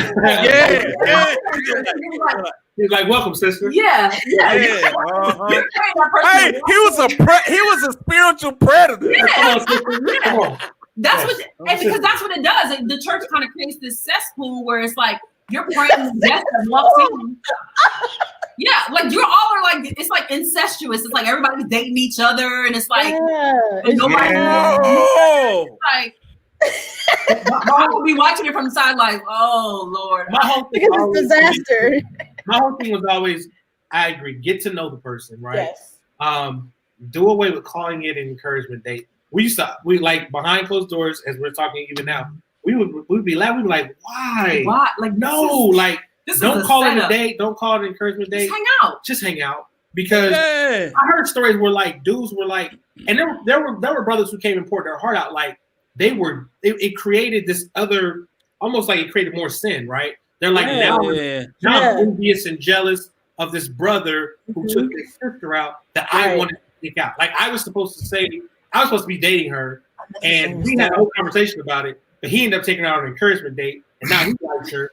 And I'm like, oh my gosh, like what is going on? Like encouragement to discourage. Because now the brother who wanted to be with her, he's just like, I don't even know if I want to be in church. And I'm like, oh gosh, like no, your focus is off. Like for one, like there's probably like, don't be mad at this dude. Don't be wrong, y'all were talking. Please don't. There's something. Don't be mad at that dude. Okay? He stepped up before you did. And if you likes him, don't be mad at that relationship, but like trying to tell you, focused on what you want, not what Darrell told you. You should go and talk to her. No, don't listen to me. Exactly. You know, you're interested in and make the effort. But like this whole like, I even know brothers. I hope I don't get in trouble for this because they're one of my friends. But they're like, yeah, the first date that my wife went on was with someone who I'm friends with. Like I encouraged him to go on a date, and then he ends up dating, and they end up getting. I'm like, oh wow, you guys are strong because I have that. Like I wouldn't have been if I saw her in church. There's no way I'd have been telling some dude, you should. You know what? I don't think she's gonna be interested. Hey, man, no, dog. Go date her. No, my cake. No, thank you. And then the sad thing is like, not everybody has the same level of attractiveness. So then it's like that one attractive person, everybody likes them. It is. It do turn into a bottleneck thing. You know what I'm saying? It's like, that competition can be bad for your. It's like some of them be poor. Like some of them don't even have enough money to get no girl. You be like, hey man, you might want to get a job or something, bro. Get a job. Let's talk about that, Darius. Let's talk about that. Let's talk about that. That's fair. Let's talk about all the brokenness. Yeah, all the brokenness. Not getting your hair cut. It's like not smelling good. It's like you got other priorities right now. Like you need a car, sir. You need a car. You need to not have 72 roommates. You need to there's many things you need to concentrate on. Like that's what I mean. Like you got to be grown before you start dating someone, because now y'all struggling together. So y'all get married. Neither one of y'all got good credit. Y'all can't get a house. It's so much. It's like you gotta be ready. Levels. It's levels. And if you're not ready, you're ready until you are ready. Yeah. All of a sudden, you know what I'm saying? You seeing a brother like me just come up and take the girl you want to be with away from you. Now you ain't in church no more, and you ain't right with the Lord right now. Now he mad at you. You wonder why he looking crazy. Hey, I don't care because I knew I was just like, hey, he just looked at you. You know what I'm saying? Hey, you ride a bike, homie. I ain't mad at nobody that ride no bike. See, basically, I didn't get high. There was a bunch of sisters because I came in campus ministry, and so it was like the ratio was like 2 to 1, women to men, and so the same sisters were getting taken out on dates. Then those sisters that weren't getting taken out on dates, including me. Where like I wasn't complaining, but they would complain to me like, "Oh, I haven't been on a date," and like da da da da.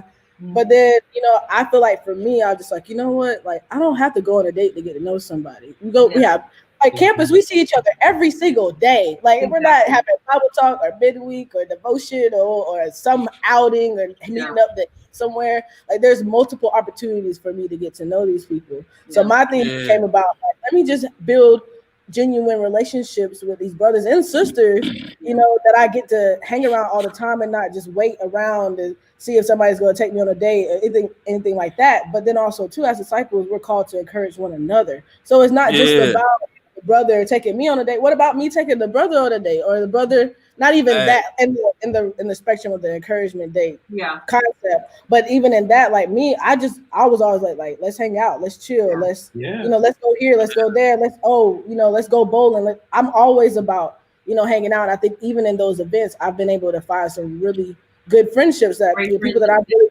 friends with. And you don't have any hard feelings. No. No.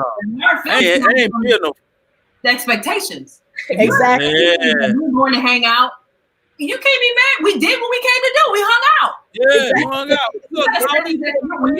When you call from a date, you're already setting the expectation. And then sometimes it's not communicated because in your mind, one person's thinking it's a hangout, the other person thinking, oh, he liked me. And then like you leave and you talking to your girlfriend, it's like, man, I thought he was gonna do da. He's over there, man. Like that was cool. I feel like I encouraged her, blah blah, and like y'all too. And then another thing is, it's like y'all getting all this advice from everybody else, but not coming to the person directly. To hash out the details. I'm here thinking that, we're cool, and on your side we're not, but you're talking to everybody else but me. Yeah. That's why I tell people, go get it from the horse's mouth, not the people feeding the horses. Yeah. You know what I'm saying? Because like just like me, like nothing about me and Siobhan. People didn't even know I like Siobhan because I was just like, hey, I keep everything I do under wraps, and I don't like no people hunting and gathering for me. I go get my own food. If I'm hungry, I go get it. You know what I'm saying? So I was just like, hey, we started talking, and I was just like, hey, I don't have the bandwidth for talking every day, but the more I got used to talking to her, I was just like, dang, she interested. I don't know what, man, and she is quite impressive. You know what I'm saying? Let's start talking often now. You know what I'm saying? And so we proceeded with that. And the more we got to know each other, and I was just telling her everything. I was just like, all right, here go my book. Chapter 1, Darius started his life. You know what I'm saying? And I just put down what it was. And then all of a sudden, I was just like, man, I like that girl. You know what I'm saying? And then we went from here. Yeah. That's how it's like you wake up and you can't imagine your life without them. Exactly. Because I feel like even in church, what I see is like there's this hyper focus on dating and not this hyper focus of like knowing yourself, like knowing yourself as a person, as an individual outside of that person, because that person doesn't complete you. God does that. But if you're looking for that in a relationship, you're always going to be disappointed because that should be your source of happiness. That shouldn't be your source of how you feel complete in something. And I think that's something I've been learning in the past 3 years. It takes a while, and it takes a while to get there, Mella. And I want to encourage any young women listening. It takes a long time to get there. I wasn't completely happy with myself until my 30s. Mm-hmm. So this is not something that happens in while you're young. It takes a long time to get to the place where like I don't know being alone. Do you know how many nights I was like, man, I wish I had somebody. Oh, I wish I had. That was a lot of nights. It was like I was into my 30s before I felt like that. That I was okay. So it takes a while to get there. It's a very natural feeling. And I think that's the thing that we have to really give a lot of compassion for. Like I have a lot of compassion for women who are just like, man, I'm just out here. And I'm really just, I wish I had someone. I know that. I was that feeling. Yeah. It takes a while to get there. It takes a while to get there. I had to like get in a bad relationship and think, okay, I could do this. I could be bad by myself. And then I had to do another relationship. This ain't quite it either. Like it takes a while to get there. To make your mistakes. One thing you don't want to do, I would suggest, is never get caught out there with pregnancy while you're trying to figure yourself out. Exactly.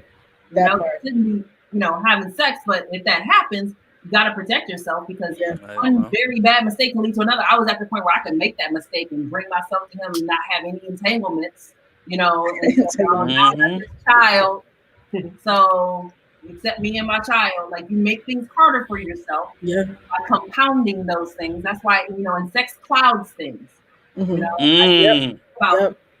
definitely had sex before marriage, and I always think about like, dang, I really could have. I dodged the bullet because I could have been making a mistake based solely on lust because there was a lot of lust going on in the beginning of our relationship, and it was like I could have. Like I dodged that. Like you're okay. Like, but it can cloud things. So just guard your heart and your body while you're going through all these. Exactly. You make your relationship mistakes. Like, you should be dating around. Yeah. Like you should get to know people. Like people at the same time. Like I think that's a thing. Like you should do that. Yeah, right, exactly. Let somebody take you to Del Frisco's and get that butter cake. You know what I'm saying? But that's even like something I tell young people. But young dudes think I be talking crazy when I be like, "Hey man, if you don't know how to be alone in your home, You know what I'm saying? You ain't ready to be married because you experience loneliness too much. And loneliness is a terrible thing, and it's a thing that trip a lot of men up that they don't even understand that it tripping them up. You know what I'm saying? Like, because there was a time I'll be like, you know why you keep urging for that? You're lonely. You know what I'm saying? I ain't talking about you are alone in a room. I'm talking about in your heart you are lonely. You know what I'm saying? Some things proud of people. Exactly. And it's something in your life that has skipped over you or you have passed through that caused an experience that you have not yet chose to look inside yourself to try to find yourself. You know what I'm saying? Because it's like, even like, that's something that I used to always tell people, like, hey man, like when I first got baptized, I was like, I don't really need a relationship because I don't need people around like that. I barely like y'all. You know what I'm saying? So like, it's just like I wasn't yearning for like people relationship. It's just like I would like to encounter a person that, you know what I'm saying, will give me a good conversation and stuff like that. But I wouldn't like had a flashlight out in daylight looking for this person. You know what I'm saying? I was just like, yo, man, whatever I run across and it's good to me, I accept it in. That's why I was always able to have conversations with people. And I tell people, the reason why you feel like I don't want nothing from you because I don't want nothing from you. You know what I'm saying? Like I got everything in me. I am happy. I'm not looking for you or something that you could touch my knee or whatever to make me feel good. That's right. What I'm looking for in life. I'm already fulfilled. I got my job. I got my money. I go eat what I want. I go where I want. All that other stuff. Ready. Hey, I got somebody that can go through life with me and help me build. That's all I care about. If you can have a good conversation, you can sit down and we can laugh, and I ain't got to just like try to create things for you because there's like another thing. I don't want to be a father to no woman. And you should have already had that. Don't, man. You know what I'm saying? Find that. But I was just like, yo, I'm looking for a spouse, somebody that I can life with, love, laugh. We're gonna be mad at each other sometimes because I know I got a smart mouth and I'm gonna say something that you ain't gonna like, and that's fine. We're gonna get through it. I'll buy you some flowers and something to eat. You know what I'm saying? But that's what I wouldn't like that. Just now I've tried to tell young men, like, hey man, just chill out on that. Like, find yourself first. You keep trying to find somebody else, you trying to feel a hole in your heart. That's validation. I think with a lot of men, I think with a lot of men, they're trying to validate themselves. It's validation, it's conquest, instant gratification, all rolled into one. And we don't wait for much anymore. They don't. That's so true. It's so true. And I think women have suffered the disease of loneliness also, just not being comfortable with yourself. It wasn't until I got comfortable with myself that I was open. Like right when I got comfortable with myself, like, all right, I had got out of a bad relationship. Sure did. And I was like, she was in a great place. I was in a great place. I was I had me and my dog went everywhere. We went to Target, we went to movies by ourselves. So when he said, "What are you doing on Christmas Day?" I was like, "I'm going to the movies." I was like, "You can go. Like that would be awesome if you went. I'll meet you there." I was like, "I'll meet you there." Yeah, meet you there. He called that the first date. I didn't even consider it a date. Yeah, she got there. I figured it was this dude that was with popcorn, me. I had drinks. Yeah, I wasn't even date to me. I was like, I was already spending the day at the movies. Exactly. So it's like right when I got comfortable with myself, that's when I, met him, and I was like, wow, okay, well, this is really nice, also. Mm-hmm. But I was prepared. I was living a life prepared to just be single. I was 32 at that point, and which was in my generation, way past the age of marriage. Now a lot of women are getting married older, and I love that. But when I was coming up, all my friends out of college. Yeah, because I was 32 when I got married. I was 32 when I got married. And, I was 33. And, so and I was just like, go ahead. Women, you got to give yourself more time. Like, it's okay. Like, if you want to have children, if God wills it, guess what? You'll have children. I had my last one at 40. And he's only slightly slow. So. Don't do Trey like that. But the thing is though, is like, I think timelines get accelerated by, like you said, the children component. The children, you know what I mean? That's a big one. They'll be like, I want to have kids. You know, I want to have kids when I'm young. I don't want to be no old grandma going to the high school graduation. I want us to just be us for a couple years before we have children. So that will make me 37, 38 when I have my first child. It's like, okay, so you're 37, 38. Yeah. All right. Okay. and just modern medicine. Right. and just what I think, like a lot of people, like, I don't know if we really touched on the checklist component where, you know, and men have them too. I'm just going to say that right now. Yeah, that's facts. That's facts. Men have them too. You know what I mean? So I think you less scout, so to speak, current attributes as much as tools. You know what I mean? I think we touched on that earlier. Like, what did they bring to the table tangibly and intangibly? Okay, what is their work ethic? How will she support me when I have a goal? I could have like a simple goal. You know, like I was trying to finish college after being off and on for it took me 12 years to get my undergrad, okay? Because I dropped out for a combined like 5 years. Right. All right.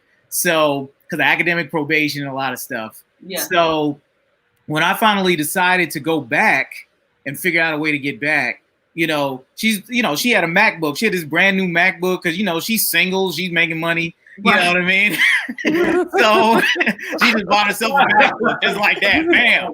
$1,000. That's it. I got it this week. A notebook.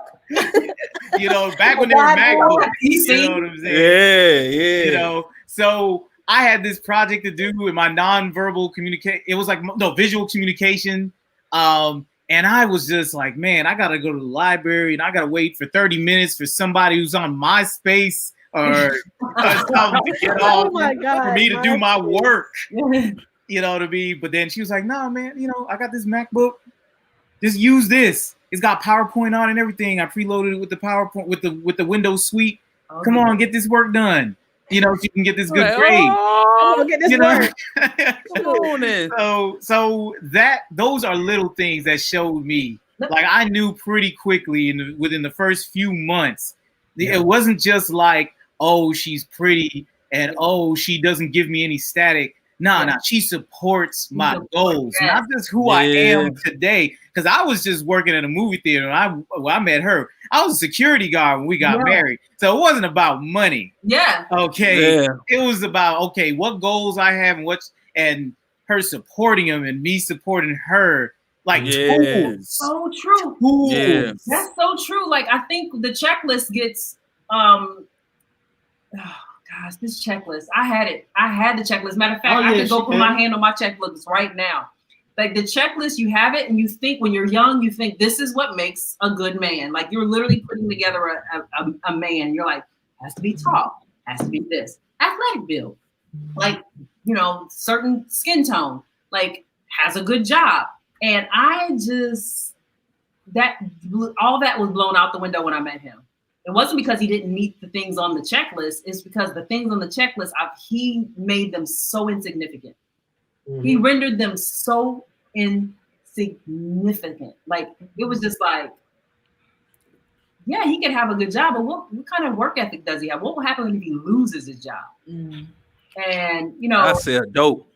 It's like, let me tell you, my husband right now, let me tell you, if my husband lost his job tomorrow, he'd go to McDonald's. And by the end of the month, he'd be the manager of the McDonald's. That's how his work ethic is. Like while selling dope. I looked at who, you know, his coworkers loved him. When I first met him, his coworkers loved him. He worked in corporate America with all these white people. Oh, they're like, Darrell. Oh, is this the girl you've been talking about? Like they all loved him. They had nothing bad to say about him. Which I'm sorry, if white people like you in your job, you're gonna go far. Yeah, that's true. That's true. I'm a prime example of that. And he has been over, like he's got promotion after promotion. He's so stable. He's so, you know, and it's like me, you know, I've changed careers. I do this. I'm like, I don't want to do that anymore. But he is so, and it's like, those are the things that I wouldn't have had on my checklist, but that are so important.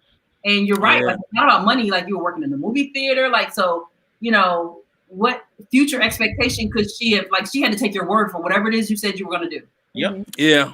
She took your word for it. But there was other things about you that she saw. It wasn't obviously your paycheck. It wasn't your stature. It was other things. And it's those little things you got to pay attention to. Mm-hmm. I remember he got in a car accident like the first night. It was the night we were supposed to go on our first date. Like we bowled on a Friday. I said, tomorrow we're going out. She was like, ooh, I can't. I got this thing that I'm doing. I said, all right, I'll be at that. So I went to that. And leaving there, he called me to make sure I was home. She got home okay, because it was a snow. We were living in Columbus, Ohio, so it was snow everywhere. And I slid into a guardrail. He slid into a guardrail. And he told me, he was like, "Yeah, I messed my truck up. I slid into a guardrail." And he had been talking to me for like a minute, like a long while before he even revealed that. I'm like, "So you've been talking to me on this phone?" Like any other dude I know, that any other dude I had dated, if they would have messed their car up, their life would have been like over. I messed my car up. I can't talk to you right now. I'm talking, like he was just like, "Yeah." I talked to her for 3 hours that night. I was like, I was so happy to be on the phone with her. I didn't care about that car. I wasn't concerned about it. So that made me know, wow, he does good in situations that would stress any other man out. Like he does well. And it was the little things that started adding up. And I think those checklists, you got to let them checklists go. Let that be like a guideline. I'm not saying let your standards out the window. Yeah. Don't let the standards out the window, but let that just be a guideline. It should not be an all-inclusive sort of thing. Because I just knew he was gonna be over 6 feet because I'm tall. I knew he was gonna be having an athletic build. Mm-hmm. Come on now. Wow. Let me tell you though. Let me tell you, a good man will make you change what you like. Let me tell you, I don't even like skinny men no more. Like if my man's thick, like I'm not attracted to like. Like who you looking at? I mean, when I look at men, I'm not looking at skinny ones. I'm looking at the the Winstons of the world. The black hair. Looking at that thick dude with them trips. He changed my checklist. Now he's a half an inch shorter than I am. And it's like that stuff, like all the stuff that I had at the top of my checklist don't even matter anymore. Yeah. Hey, man. All I had on my checklist for real was not white. Oh my God. Hey man, like that's something. Hey, I'm telling you, that's something my grandma like drilled into us. Cause just like I had a girlfriend one time in high school that looked at that and she was like, "Who brought this white girl to my house?" I was like, "Won't do that again." She half, but never mind. Hey, let's go outside. Come on. Your features are triggering. Let's just go. Your features are triggering. I'm telling you, my grandma had it. My grandma was like, "On it, you continue the blackness." You know what I'm saying? I was like, "Dang, grandma serious about that." Wow. Yeah, she wasn't playing. And that's what I wrote. And I wrote that at the top, not white. And let me just say one more thing about a guy being sure about taking the next step as far as being married. Let me tell you something. My decision to marry Britt, I've never been so sure of anything in my entire life. Yeah. Right. I'm not kidding. Like, I've had jobs, I've had, going to school, all these important life steps. No, I've never been more sure than anything in my entire life. Yeah. I'm trying to tell you. I ain't even had no cold feet. Yeah. Yeah. No, that's the thing too. I remember that day I was so excited. So like I be hearing these stories where cats are like they nervous and this is the rest of my life and the only woman I'll ever sleep with again. And I'm like, yo, like that day came, we're like, let's go. Let's go. Like, Yeah. I was super. I remember just being up there smiling, and I remember my son looking at me. He was just like, "Your cheeks, Daddy, they're shaking." And they were shaking. I was so happy. She's walking down the aisle, and I was just like, "Oh my God!" Like this is like it's not like, "Oh, I'm scared to tip my toe." No, like you're drowning. Like I'm drowning in her love. I'm so there's nothing else, nowhere else to go. Yeah. No, there was none of that. Yeah, I remember when I introduced him to my mother for the first time, and I think I was like, "Mom, I think I'm going to marry him." She was like, "Really?" I don't know that he's the one. And my mother's opinion was so important to me, and this was the first time in my entire life that I was just like, "Yeah, that's happening. I'm marrying him." Like it didn't even matter that she was kind of like unsure.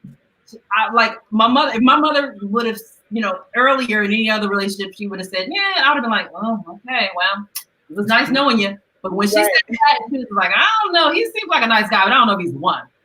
I was just like, yeah, Mom, well, it's happening. So November 21st, you can like. You can help plan this. But yeah, it wasn't even I was willing to go against what my mother thought. Mm. Hey man, trying to tell you, cause that's how I was. I was just like, hey, I like you and I want you. I know that's do this the easy way or the hard way. Boom. And I wouldn't recommend this to most young men. 99.9% of men. I proposed without a ring. That's how sure I was. Hey, you had to be a thorough. Listen, that's very impressive. I don't know what a ring. Like I think the ring is like this universal symbol of commitment. I'm gonna lose my ring, so don't get me. Yeah, it's like the ring. I'm telling you. No, I commend you though, Stevie, because I mean, even I wouldn't even have done that. Like, I think I probably would have proposed to her like a month earlier had I been able to get the ring that I wanted to get her that I ended up getting like a month later. So I give you kudos because that's, I think for men, you asked Brittany, she wasn't. We get on the ring, we get on the men, we'd love to already have the house and the white people. Right, yeah. We want to be able to. I was so sure. Yeah. I was 100% sure. But yeah, go ahead. Hey man, let me know you going to heaven. I'm sure she was like, I wasn't really tripping She's about like, the ring. yeah, I really don't care about. I remember when I gave her ring, she's like excited about the ring, but I could tell she was just like, you proposed, like this is happening. Yeah. 100%. I was started crying and running. Yeah, I remember you saying like, none of what you said. Yeah. All she's gonna know is that you got on the knee. Yeah, and you did. And man, in fact, it was taking a while for him to like propose. So I'm like, okay, when is he gonna propose? So I took him to a jeweler because I'm like, he probably thinks that I want something expensive. I want to let him know like this, you don't need to give me an expensive ring. And I literally took him to the jeweler and said, that's the ring I want. And the ring was like, it was no money at all. I was like, that's the one I want. Mm-hmm. He probably had much in his pocket at that point. And I was like, that's the ring I want. Actually, we did. I was like, I can get that right now. Yeah, it was a cheap and I was like, well, yeah, I mean, I'm not going to get it for you now because I was like, so why would I do that? That would have been dope if you had did that though. Like, I thought you were going for that one. So let me get exactly. I just didn't want him to like be waiting because he had this perception that I was like, because I was driving a Mercedes at that point, and he probably was thinking that I wanted some kind of, I was like, nah. I'm too old for them games. I don't do ring comparisons. That's the ring I want. You got that right now? Go ahead and get it. Let's do this. But look, not talking about being patient or impatient. Keep in mind, we dated for all of like 9 months before I proposed. I proposed. We started dating, again, according to moi, December 25th of 2008, because it was Christmas Day. According to her, it was time in January or February. But here's the thing. So February. So let's go off for hers. February, we started dating. I proposed October 3rd, bro. May, I was like, where? By May, she's like, yo, we've been dating for like 3 months. What you mean? Where's your ring? Hey, man. Zero game. I know that was my wife, too, because we dated, 18 months, year and a half before I proposed. Yeah. And she was just like, hey, what are you doing? Yeah, exactly. And I was like, I am, you know what I'm saying? I was just trying to let the cake bake, you know what I mean? No, you gotta let my cake now. Give it to me now. I get my cake fresh. Yeah. Out the oven. Don't even cut my cake. I just grab a piece and put it in my mouth. Exactly. I can't. Oh my goodness. This is a good conversation. Yes, absolutely. Oh, well, we had some interview questions for you, but this was the interview right here. Oh my gosh. Yes. We are truly an open book. Like, we are. I'm telling you, we'll tell you the good, bad, and the ugly. Mella, no. That's what I love about you guys. We tell you everything you want to know. Oh, man, this was a great show. Yes. So I don't know where we're at, whether this is the end or not, but we want to congratulate you guys. 50th show. 50th show. Yes. Hey. Congratulations. 50. Yeah, you know what I'm saying? Sticking with it. Yeah, you're stick-to-itiveness game is strong. Strong. Yeah. To be commended. So congratulations. Absolutely. Even after we, COVID, but then even before that, me moving and just trying to figure out how to continue figure it out. Y'all got to figure it out. Yeah. I don't like nobody but Mella for real, and we're just like, hey, man, I don't want nobody but Mella, man. I know that's right. I remember we joked about having like an open audition for the movie. It just never happened. The first time we said, figure it out. You just got to figure it out. Exactly. That's exactly what it is. Somebody said that we need a part 2 with you guys. Oh my gosh! Yeah. We got opinions on everything. We do. As you see, I noticed when you first sent out the thing, like, hey, we're gonna have a Perry. Somebody had a mean face. Oh no! Beautiful. Somebody's probably mad about that conversation about that. Leave it alone. I ain't gonna leave it alone. No, talk about it. I'm scared. The stalker. The stalker. Yeah. The postman. Exactly. Hey, my daddy did some postman stuff. I already I wasn't even mad. I was just like, hey, I know my daddy. That man did some astounding things in order to get a piece of the pie. That man wanted his cake fresh. Right. Yeah.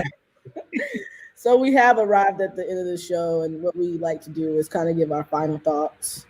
So we'll start with you guys. What's your final thoughts? Any advice to give to what we've been talking about, or just anything that's kind of been on your heart that you haven't shared yet? You start. I think that I don't have any. I'll start. So I'll say, go in with an open heart. If you're thinking about relationships, and I say an open heart, like, know yourself, right? So know who you are, know what you want, know what you're about. I pray, honestly, I really pray you guys put God first, whoever you are.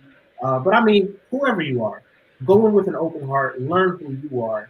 And then when you're getting to know this other person, be empathetic and have an idea or an understanding of they may not be where you are. I know when we first started dating, I was into her like immediately. And I feel like it took her a month or two to kind of warm up, but then when she warmed up, it's like she shot past me. So you're not always going to be in the same place. And that happened when we first started dating, and I think that's even happened in our marriage. There's times when I'm high and she's low, and there's times when she's high and I'm low. There's times where we're in the same place, but what we realize is no matter where we're at in that cycle, we're going to work together. Yeah. And I think it's important to allow yourself to learn, to grow. Marriage, when they say it's not a race, it's a marathon. I'm in this thing until I leave. So there's nowhere for me to go but up. And I think growing in this relationship has made me a better person. I mean, it made me a better person for God. It made me a better person for my family. I'm appreciative. So as you guys grow, just know, again, it's growing. It's always learning. And as long as you have those kind of boundaries and understanding of who you are and having an empathetic view of where that person is and where they want to go, I think you can make it work.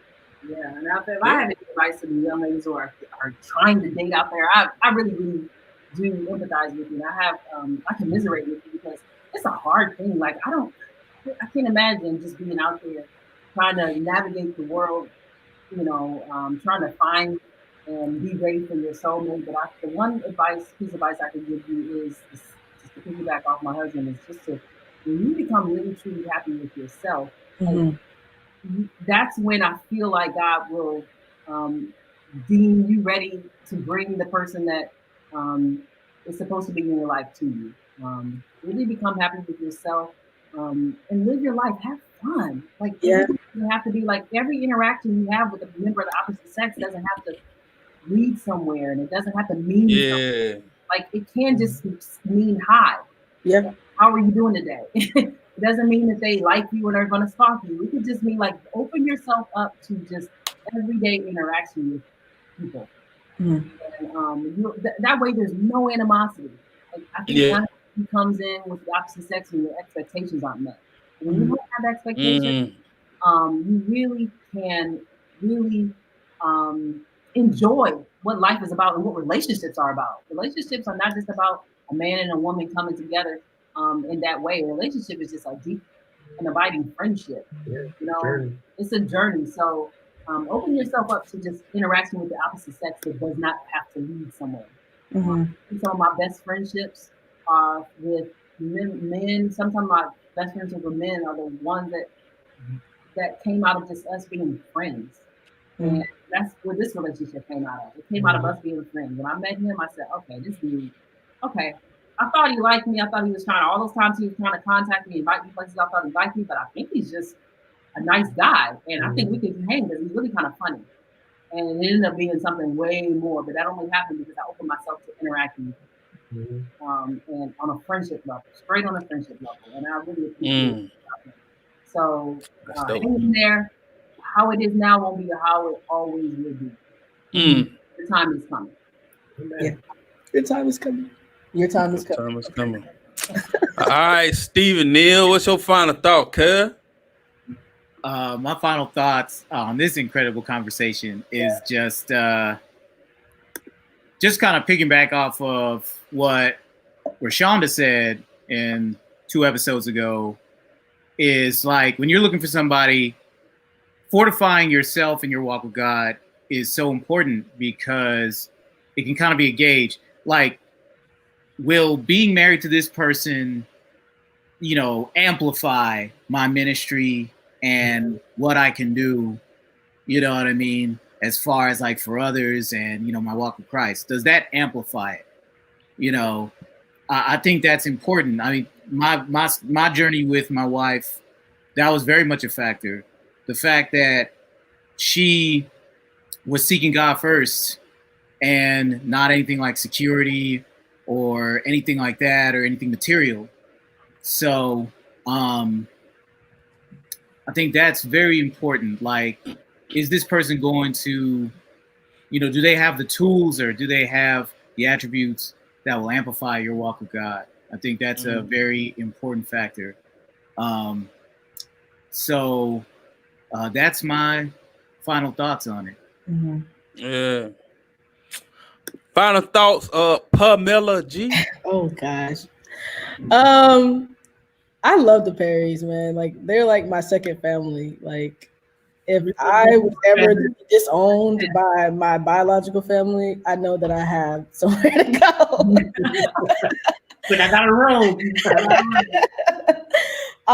But no, I think that's the biggest part of it too for me, just as a single woman, is just to being able to surround myself around people with different walks of life, different views on relationship that has gone through experiences, so that I, number one, don't have to make the same mistakes. But then also too, I think even I think just recently, maybe even 2 months ago, but even just over the past 3 years collectively, I feel like in hindsight, I wish I didn't go on any dates when I first became a disciple. Only simply because I just felt like I really I wanted to focus on me and God and myself. Because the pattern of relationships that I had before God was very toxic, very codependent, which kind of seeped into the kingdom, which was kind of like my first exclusive relationship in the kingdom. It was very codependent. And I think if I took time for myself and really learning who I was in Christ, I wouldn't say that I could have avoided it or not, but I do feel like just being able to take the time now to just learn about me, to love me for who I am, who God created me to be, outside of a person, has been so rewarding in so many different ways, because I'm able to have genuine relationships with the opposite sex with no expectations.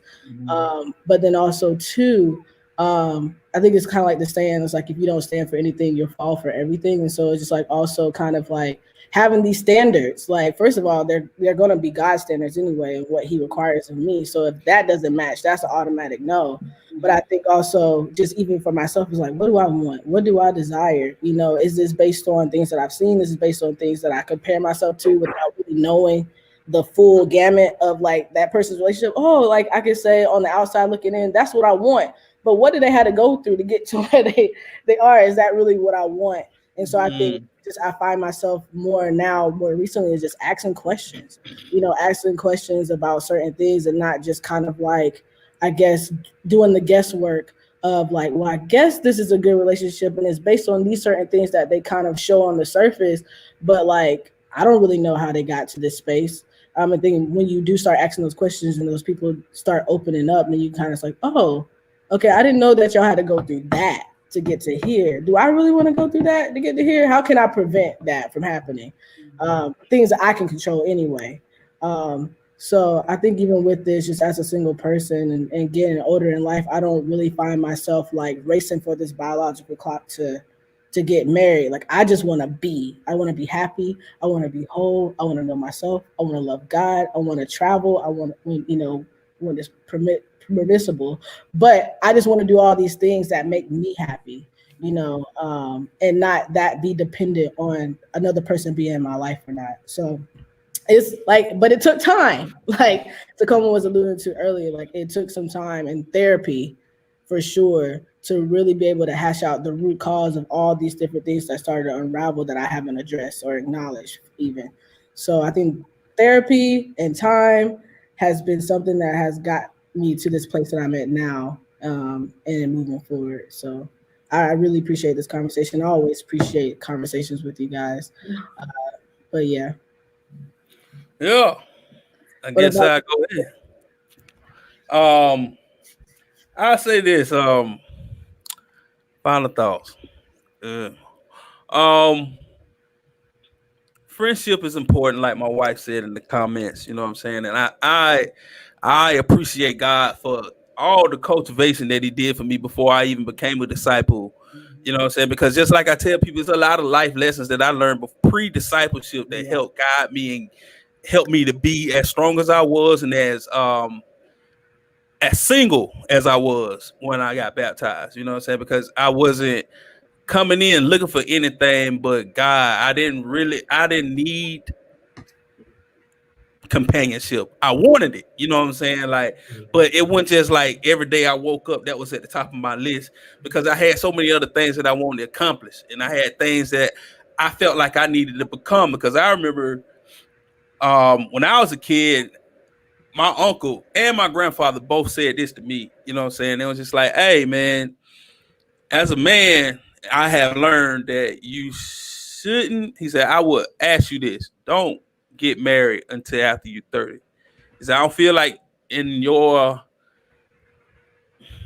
generation that y'all are going to have enough life lessons right there at the age to be able to be, you know what I'm saying, in a relationship with somebody, you know what I'm saying? Like to be able to handle the responsibility and stuff like that without going through the ropes. He was like, we were kind of forced into situations because like, yo, in order us to survive, we got to meet up, get with somebody, you know what I'm saying, to make this happen, because life already hard, you know what I'm saying? But for us, we had the liberty to be able to grow into things. And I feel like we spend our time trying to graft old thinking into the new way, you know what I'm saying, into this generation, and we should not. I think we should be, you know what I'm saying, thinking more about coming as complete as we can, or at least have a complete singleness before you go in and try to get some of that. Because some people get in a relationship and they were like, dang man, why I'm looking on the outside? I said, because the reason why you looking on the outside, because you see things on the outside that you should have experienced or grown through before you got here, and now it's harder in this situation,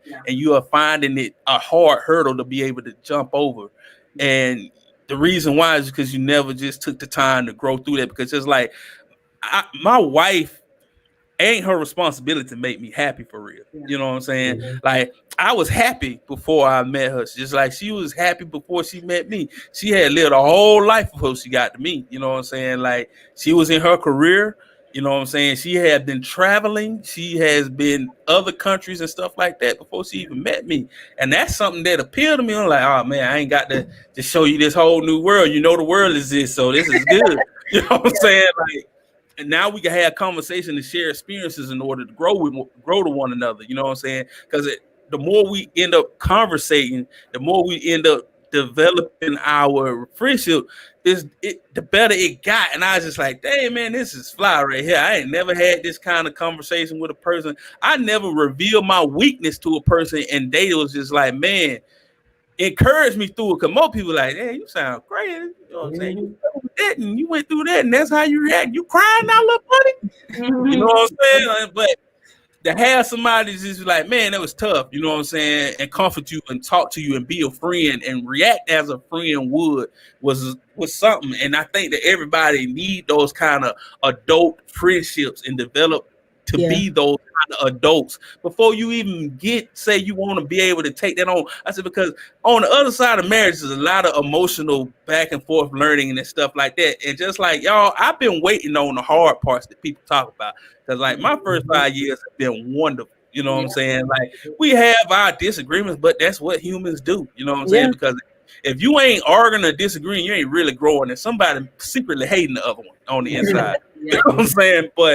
And I feel like that's just like as people are in their singleness and, you know what I'm saying, just grow. You know what I'm saying? Grow without trying to always look and see what everybody else doing. Like, don't see what the Cummins doing. Don't see what the Perry's doing. Don't see what the Patterson's doing. No other married person that you are secretly envying on the inside, but hating them a little bit. So, because I know one person is like, told me, like, hey, man, I wish you hadn't got married, man. You changed on me, dog. And I was just like, dang. All right, man, you know what I'm saying? I feel not how you feel, but it's cool. You know what I'm saying? But just continue to grow up, you know what I'm saying? And you will find your way when it's time. But don't be out here thirsting yourself into bad situationships or entanglements. Don't be no side chick or no sugar baby, or what they call them thing. You know what I'm saying? Don't do none of that stuff. You know what I mean? Yep. Sugar baby, sugar daddy, sugar. Yeah, that's what they call the little gals now. You know what I'm saying? When them old people come up there and want their knee rubbed. You know what I'm saying? It's so funny you say. I really blame that social media has really changed the game for dating. Oh my God! Yes. Oh yeah. Yes, absolutely. Instant gratification, man. There's a whole nother podcast. The sense of entitlement. Yeah. That could be the next, because there's just like this sense of entitlement that people feel. Social media. I blame social media. It's really changed the game. When we were around, when we got married, Facebook was heavy like just went public, because it used to be like only college students. Yeah. It just you had to put your email.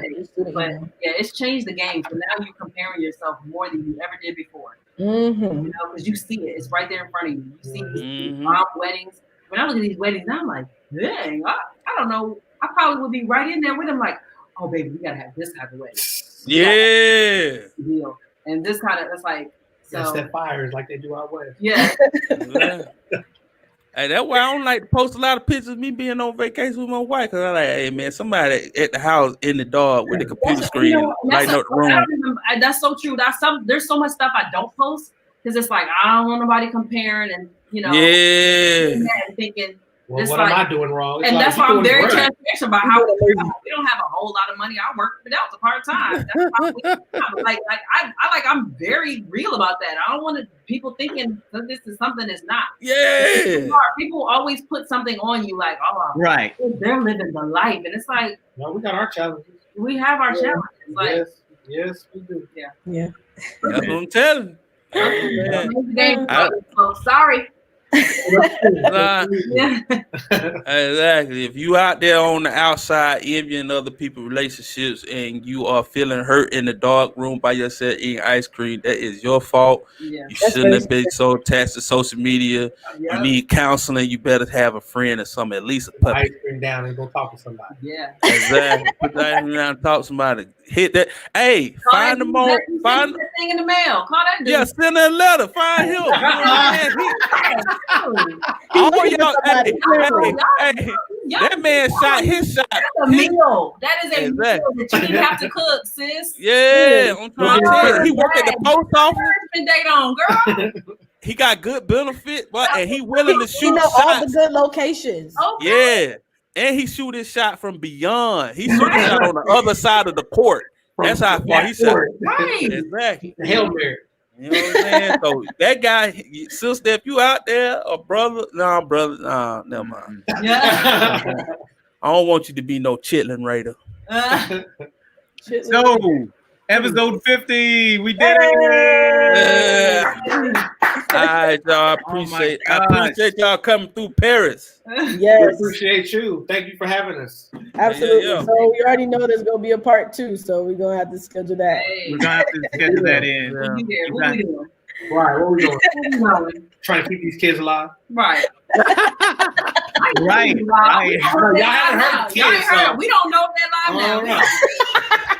Me and Darius are gonna be like Mella on that one. Like, you know, we're future parents. We're gonna be like, okay, teach us, you know, teach us something. Cause I have dreams. If I have a kid and he say something to me, I'm throwing it out the window. Oh wow! Right. Let me tell you, you're gonna have. Let me tell you. I will say this. Let me say this, and I'll let you go. I never do what my mother did to me. She smacked me. Mom used to smack me, not like all the time, but she would. That would be sometimes her go-to move. Yeah, and I said I'll never do that to my child. Like, I'll never do that to my child. I haven't done it, but there have been so many times I've wanted to, and I'm like, oh my God. I'm like, that's true though. I ain't gonna never whoop my children like my mama whooped me. Oh my God. My friends talk about my whoopings around campfires. They like, yo, your mama whooped you so bad, we didn't even know if you was still her son. I can't. Well, this has been Convrs8. We talked about it. Out of here. Peace. We're signing off the live.